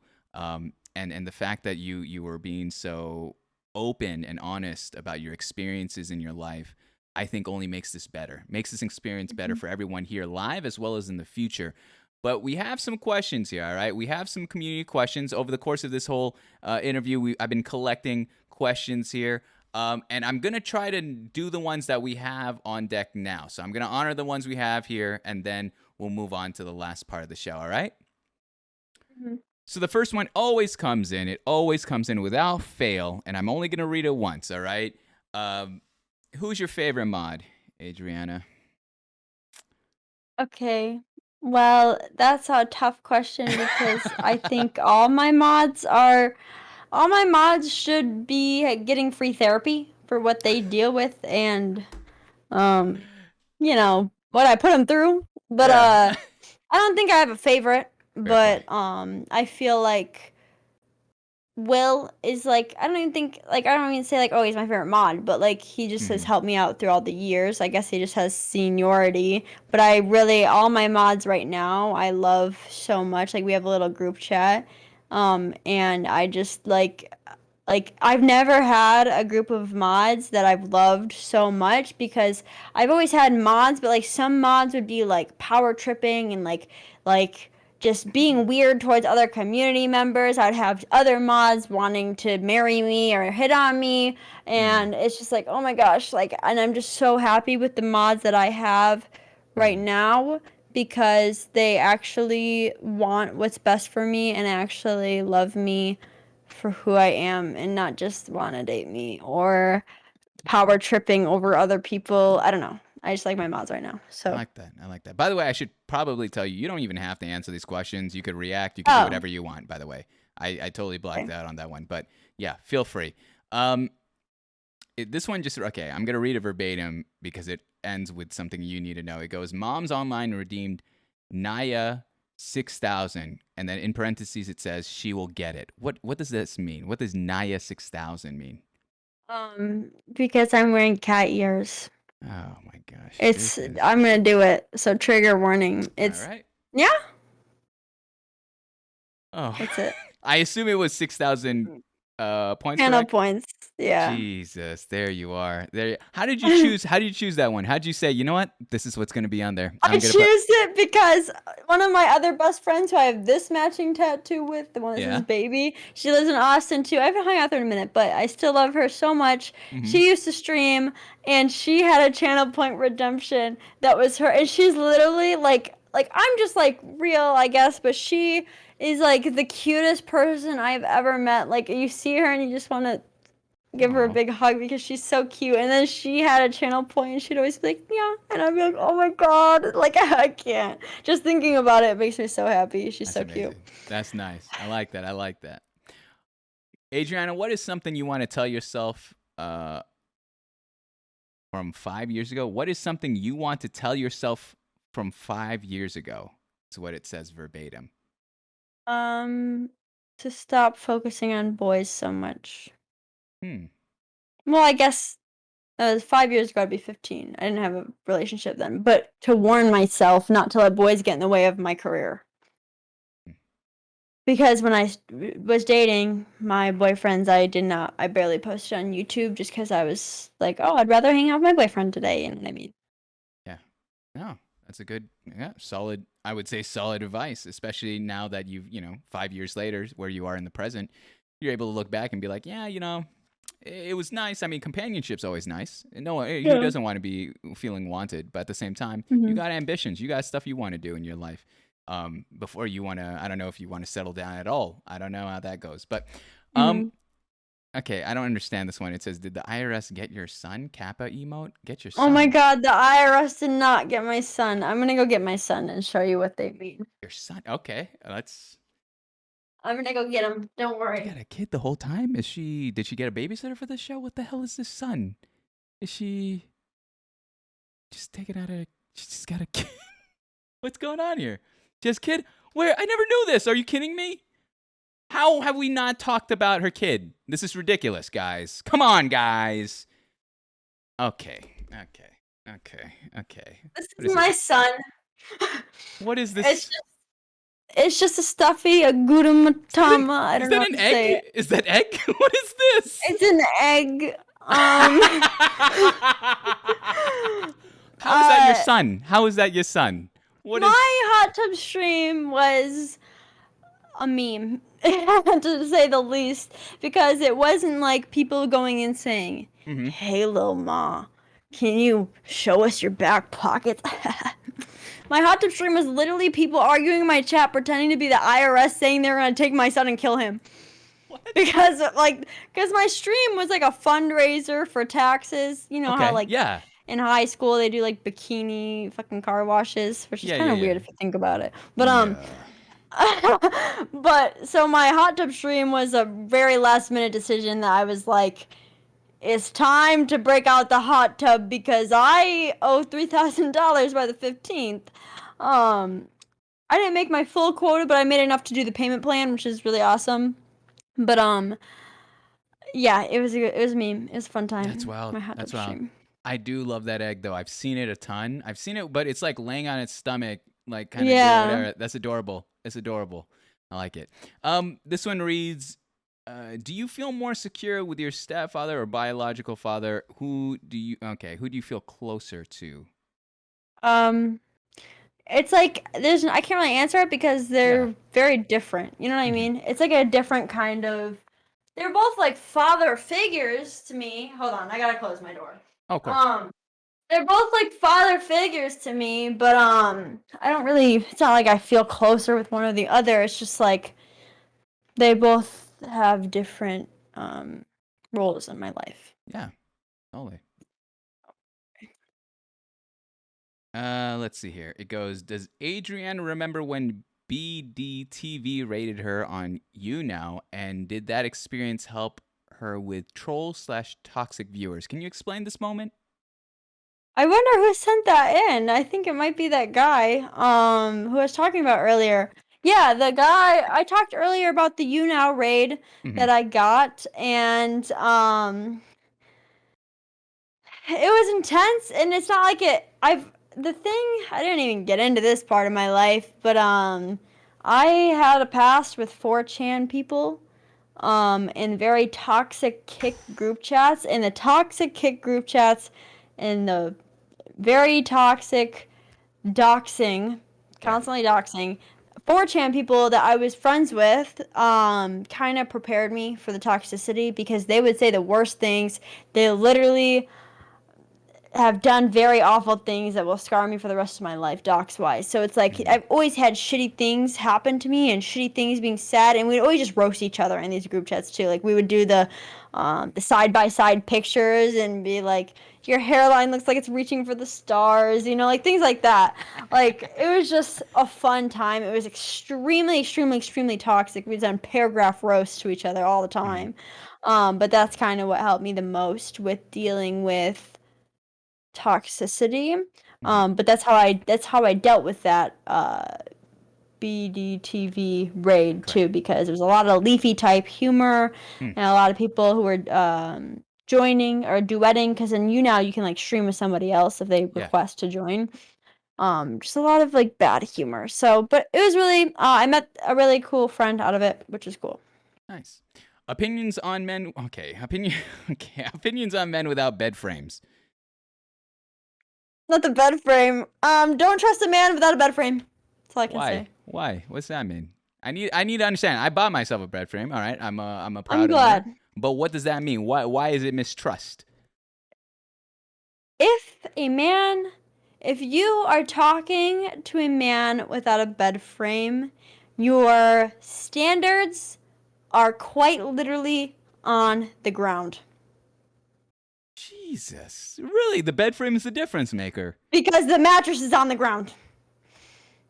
So are your standards. You can have a riser. You can have That's a riser fine. with no as bed long frame. as it's not the mattress on the ground. Because I have had I've had 2 incidences, and it's not. I can't share, but I have 2 incidences where I'm like, damn, I should have. Because I joke all the time, like that's a red flag, but then I never listen to myself. Come on, Adriana. You've been dropping dimes all night. You gotta listen to yourself every now and then. All right. I know. What's the biggest thing? What's the biggest experience you've learned from? That's like a very broad question. That's verbatim what it says. I don't got control over that. I don't know. That's pretty much all I've talked about tonight, Sure. I guess. Perfect. Here's another even broader one. Again, feel free. What affected you most in your life?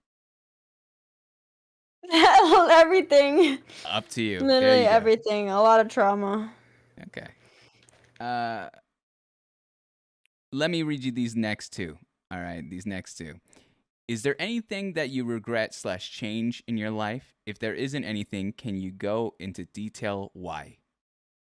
I obviously have little regrets here and there, like, oh, I shouldn't have talked to that boy, or oh, I shouldn't have done that, or oh, just like little tiny things, but in the broad aspect of it, I don't really regret how things played out. Yeah, I kind of wish I'd started Twitch a little bit sooner. I wish I would have not been so afraid to be called a quote clout chaser and actually taken opportunities that were available to me. However, it's I think everything happens for a reason, and here I am. Everything has happened for a reason, and I'm pretty grateful for that. Nice. So Awesome. Last question here reads, do you have any advice? This is from Valen Globe, is a VIP here. Do you have any advice for mental health when you have no support? I have gone for most of my mental health struggles with no support. So it's just more of when you're in that panic, that low, that spiral, just realizing, like, trying to bring yourself down to earth, because if you spiraled so low, it's really hard to bring yourself down to earth, because you, at least in my perspective, I constantly have these voices in my head saying, like, you're not good enough. People only care about you for your body. People only care about you because they're pretty and maybe hopes one day they can fuck you. Like, these are like my insecurities that I'm just broadly telling everybody. Yeah. Just things like that, and saying, like, you try so hard and nothing ever is going to work out for you. Things like that. We're going to knock on wood, and I'm going to hold a crystal so that negativity doesn't manifest. But things like that. So I have those spiraling thoughts all the time, or like, oh, my friends actually hate me. I think that's a really common one that we all have. It's like, you just gotta, I call friends here and there when I have those struggles. It's taken me a long time to be able to call a friend instead of continuing to struggle. But I'm still struggling with it. I really am looking into therapy more recently. Awesome. Cognitive behavioral therapy is probably the best you can do, because I know what's wrong with me and I know why. I just don't know how to fix it. And cognitive behavioral therapy, I've gone to it before. It trains your brain so you notice when you're doing things and you can, like, stop it, and, like, I don't know, things like that. So, I don't know. Obviously, everyone wants to say, get help. Everyone wants to say that, and it's so fucking stupid, and I hate when people say that. Or, don't be afraid to get help. It's like, bestie, I'm not afraid to get help. I'm afraid of the fucking American mental health care system. Yeah. Like, nobody fucking cares about mental health in America, and nobody can afford that shit. That $100 a week, that's insane. That's $400 a month. That is more than, that's literally my car payment. And I complain about my car payment being $400 a month all the time, because that's insane. That's literally crazy. Just to fucking talk to somebody who you don't even know if the therapist is gonna be good or not, because therapists are very trial and error. So I hate when people say, just get help, because it's not that easy. I think a lot of it is just knowing yourself and taking time to know yourself. But I'm still going through it as we speak. So it's like, It's a work in progress. It's not an answer right away, but this is more of a journey of trying to get that help for you. Because I mean, I agree. I think and we'll cover this at the end of the show, you've gone through a lot of shit. And so it's awesome that I think you might be the first person I've ever heard in my life beyond the stream to say, I know what's wrong with me, but the help right now is not there. I have not heard that before. A lot of people are like, just kind of, especially, younger audience, they'll talk about just problems in general. And it's like, or they'll be like, just remember to drink water and eat and make sure you're getting enough sleep. Yeah, there's like, more. There's a lot more than that. Like, you shit. can't tell people that, because then when people are doing those things, it's like, why isn't this working? Exactly. Right? Oh, So I feel like God. saying that is so toxic in a way, because yes, everyone should be eating or sleeping or whatever, but sometimes people have a hard time with eating because of their mental health. Sometimes people can't sleep because they have to work. So it's like, saying that is such a privileged statement to even say in the first place. And I am very privileged in this moment, being a full-time streamer, being my own boss, because I can take a nap if I want to, because I don't have to be on time. Well, yeah, I have to be on time to my stream, but, like, I don't have pressing things all the time like I used to, which is still very new to me. It still gives me a lot of anxiety when I'm not working, because I'm like, shit, like, I should be working right now. But in mental health, back to mental health, it's like, for me, I know what's wrong with me. I've been to therapy. I know my traumas. I know what's caused my abandonment issues, my overthinking, my like sexual harassment traumas. However, I need to get help. I need to get cognitive behavioral therapy. I've been on meds before, and I didn't really like how they made me feel. But I'm very self-aware in the fact that I don't ever project my problems onto others, right? Wow.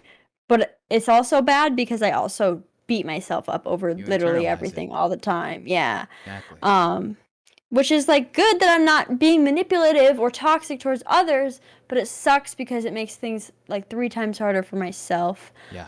So I'm actively, my goal is to blow up on YouTube and Twitch and everything and make enough money to be able to afford therapy. Yeah. There you go. I appreciate you sharing that. That's a lot. That was a lot. And that was a great question, Valing. I appreciate you asking that. I think you've said some bars there for a lot of people that may not have that help or don't know where to go or what to do in terms of processing those feelings. With that being said, Adriana, that's the show there. You've done it. We've been here, all right? We've been here for 2 hours, 50 minutes talking about your life, all right? However, that being said, much like anything in life, I'm sure you know nothing's free. And so there are 2 things I need from you before we go on to the last segment of the show, all right? The Okay. first thing I need from you is can you, since you don't have the stream up, actually you have the Chatterino up, right? Chatterino. Pick Yeah. any name that isn't myself, a mod, or a VIP. Pick any name. Just any name? Any names is a good thing. It's a good thing. So it's nothing too sketch. Not a mod of mine or yours? Either doesn't matter. Just doesn't. Oh. It can't be a mod or a VIP or myself. From my community or yours? You could choose yours. If it makes it easier, you could choose yours. Because I was gonna say Maya High Cash just because I saw him there and I've been in his stream before because I think Brandon rated him. But then I was gonna say Joe Snow because he's part of my community. There you go. Let's go. Choose between the 2. Which one? You want to go Joe Snow? Okay, I'll say Joe Snow. All right. Hey, I'll give Cash a hug. Don't worry. I know Cash. I love him. All right, Joe Snow. So Joe Snow, you've won VIP on this channel. That's how it goes. It's as easy as that. But Adriana, here's the gig. I only have 5. So you need to choose one that's going to be booted here, all right? So I'm going to spam in the chat arena right now. You could check it out. These are the 5 current VIPs, all right? I'm going to need you to choose one of them. We have Valing Glow, who's here with us tonight. Allison OXO, Frogs a Lot, Richard, and Waffle-Yos. Let's boot Richard. Richard's done, all right? AKA Dick. I remember, I can't actually. He wasn't here, so. Wasn't here. Sorry, Richard. You hate to see it. The second thing I need from you, Adriana, you've gone through this experience with me. We've gotten to celebrate your life, both online and off. We've gotten to get into your experience here on Twitch, your story with your family, your upbringing and education, your work history, as well as your romantic history. We got to answer some community questions directly from the people watching here live on Twitch. So the question is this, I'm always looking for people to watch. I'm enamored by Twitch. It's a city that never sleeps. It's a platform that never sleeps, I guess I should say. So that being said, who is someone that you would like to watch, that you personally, Adriana, would like to watch go through the exact same motions with me here, talking about their life, both online and off? I have 2. All right, shoot. Well, I don't know if you've ever interviewed a VTuber before, but if you wanted to get into the VTuber scene, my friend Jesse, his handle is Fireburner with 2 eyes. He just became a VTuber recently, Awesome. and he is also a YouTuber who's done videos with Hey I'm B. I don't know if you know who that is, and he, he's a good friend of mine. And then another good friend of mine who's actually my neighbor and helps me out with everything and actually helped me out with the hot tub stream is Brandon. I think you might know him, Brandon Gritch. And he has helped me out with setting up my lights, setting up a lot of stuff in my stream room. And he's one of my good friends as well. Awesome. All right. See, this is when you know it's real. I got it on the sticky note.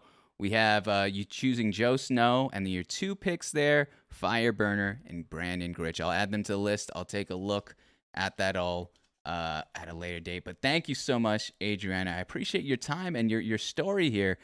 I have one last segment here. It's a secret. It's one that I kept off the PDF that I sent you, and it's this. All right, I'm always crediting where I got this show. You know, I'm a boomer. All right, I'm a for a 28-esque boomer, quote unquote boomer in internet years.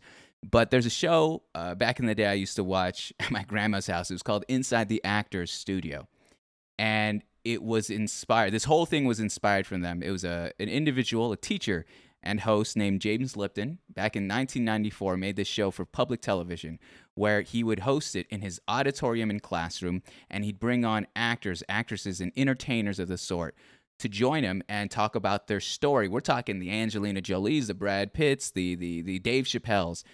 And for hours, they would talk about their life, their upbringing, their education, as well as their discography, what they did in the media and in entertainment in general.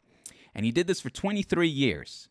And so as an homage to him, I end my show the exact same way as he does.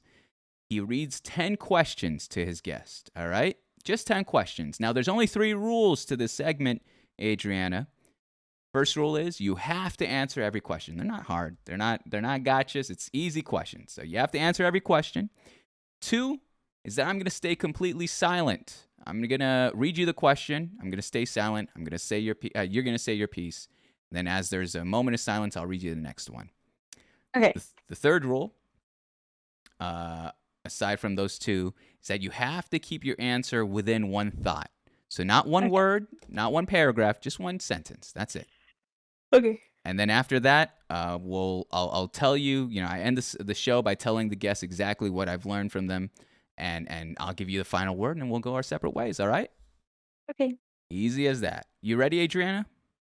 Yeah. Also, yes. Before we start, this is just a really random thought that I totally forgot about. You were in one of my YouTube videos. What? Because I remember when I came into your stream and I typed, "Are you a diamond? Because I dig you." Because I did a video about I reacted to my chat's pickup lines. I had a doc and I found the best pickup lines for my chat, and then I used them on my streamer friends, and then I used one on you. I should have told you. When did that happen? Where is this? Now I feel like a jackass. Did you do this during a show? Because I definitely did not. I don't react during the show. It's a video on my YouTube now. Oh, great. Now I'm going to look like an asshole. No, it's really nice. And I even plugged the show. I said, OMG, I'm going to be on a show. That's too watch. kind, Adrian. I appreciate that. I'll take a look. I'll take a look after the show. That's so kind. I just wanted to let you know. I totally forgot. You. No, that's so awesome. That's so I hope nice. You're not mad. No, not at all. I mean, let me watch it first, Adriana. All right, let me watch it. To be fair, let me watch it now. I feel it. So, you ready, though? Let me get in the mood here. You ready? Yes. All right. Scared.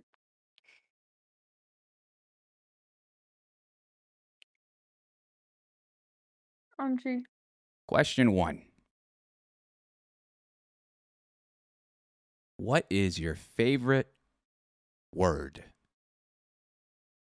Duck. What is your least favorite word?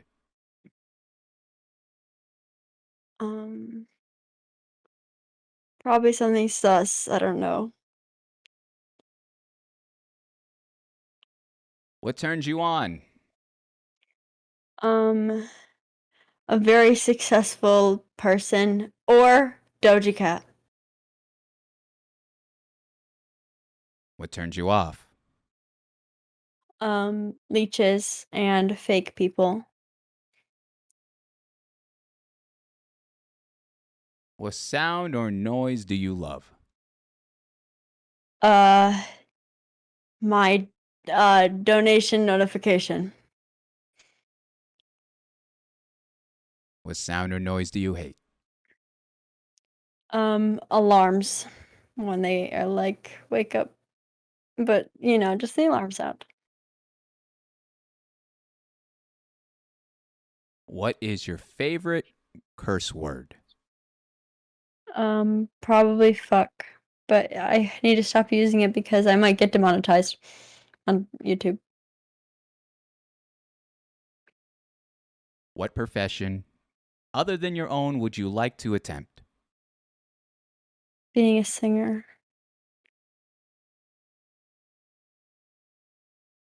What profession would you not like to do? Plumbing. And lastly, Adriana,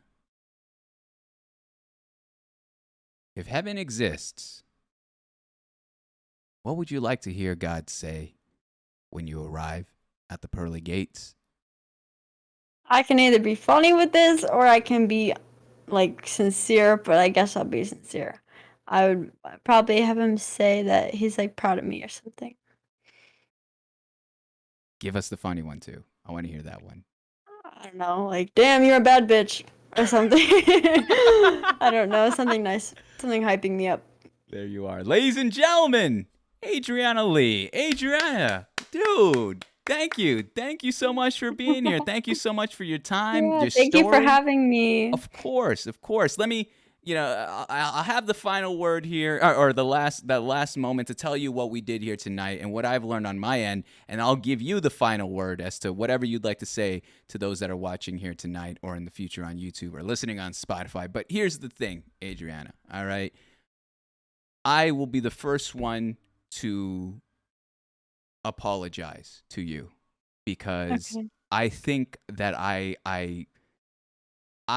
would be a liar or whatever not to say that I judged the book by its cover. And I have to be the first one to retract that. After what I've learned tonight, I want to be the first one to apologize. Your story is something that is extremely inspirational. It's something that really pushes even myself to want to be better. I mean, you aren't living, you've got plenty of reasons to give excuses. And that's a strange thing to say. You've lived through a lot. But hearing your story, hearing your struggles, and hearing how you've taken those things, those traumas, those things that may inhibit most, and turn it into something that drives you, that fuels you, that puts you in a position where you want to pursue your passions and vocations in this life. I feel embarrassed now. That was my original thought. That I was like, all right, let's talk to Adriana. Let's see what's going on. I caught a little bit of the Hot Tub stream. I knew you from a year ago, but seeing your journey beyond Twitch, because at the end of the day, we love this platform. It's given us a lot, but who you are beyond this place, beyond the internet, is much more valuable and important. And the fact that you were able to share this in such a candid manner. All right. My biggest hope is similar to yours, that someone stumbles upon this tape and becomes inspired, especially like you said in those tweets, a young woman sees this tape and becomes inspired and wants to pursue content creation and knows that they don't have to do it the way that society or a majority of Twitch is currently telling them, the red pill and the blue pill. I think you're doing a great thing on this platform. I think you're making a huge difference at the end of the day. So thank you so much, Adriana, for sharing your story and for being that difference maker on this platform here. But enough about me and what I got to say. What would you like to say to those that are watching here live on Twitch or in the future on YouTube or listening on Spotify? Well, I want to say thank you for letting me share my story. I talk about it all the time on my stream, but I'm glad that I could get it all in one format, because normally I just stories here and there, but this was like one big format of my story. And I am just really glad, like, I really just, at the end of the day, I said this in my tweet, like, yes, I want to be able to afford mental health care, and I want to afford to eat sushi every day, and I want to live in a house with a pool. But at the end of the day, not only do I want to be successful for that reason, but I want to be successful to be a voice for women in this industry and just women in general, because I feel like we're always getting the short end of the stick, no matter what, and it just kind of sucks. But that's why I want to be a voice, because, and with the excuses thing, like, just excuses only hurt you. People make excuses because they don't want to take responsibility for their lacking, but at the end of the day, putting that responsibility on something else, whether it be like, oh, I don't have the equipment, I don't have the money, I don't have this and this, only hurts yourself. Because at the end of the day, there's a quote that I have somewhere in one of my like social media that Eminem said. I'm from Detroit. Here we go. That success is the only option. There's no other option, because the minute that I can't do Twitch, I'm unemployed. Like, this is my only thing. I don't have any help or anything. So, yeah, anybody can do it, and I wish more people realized that. I love that.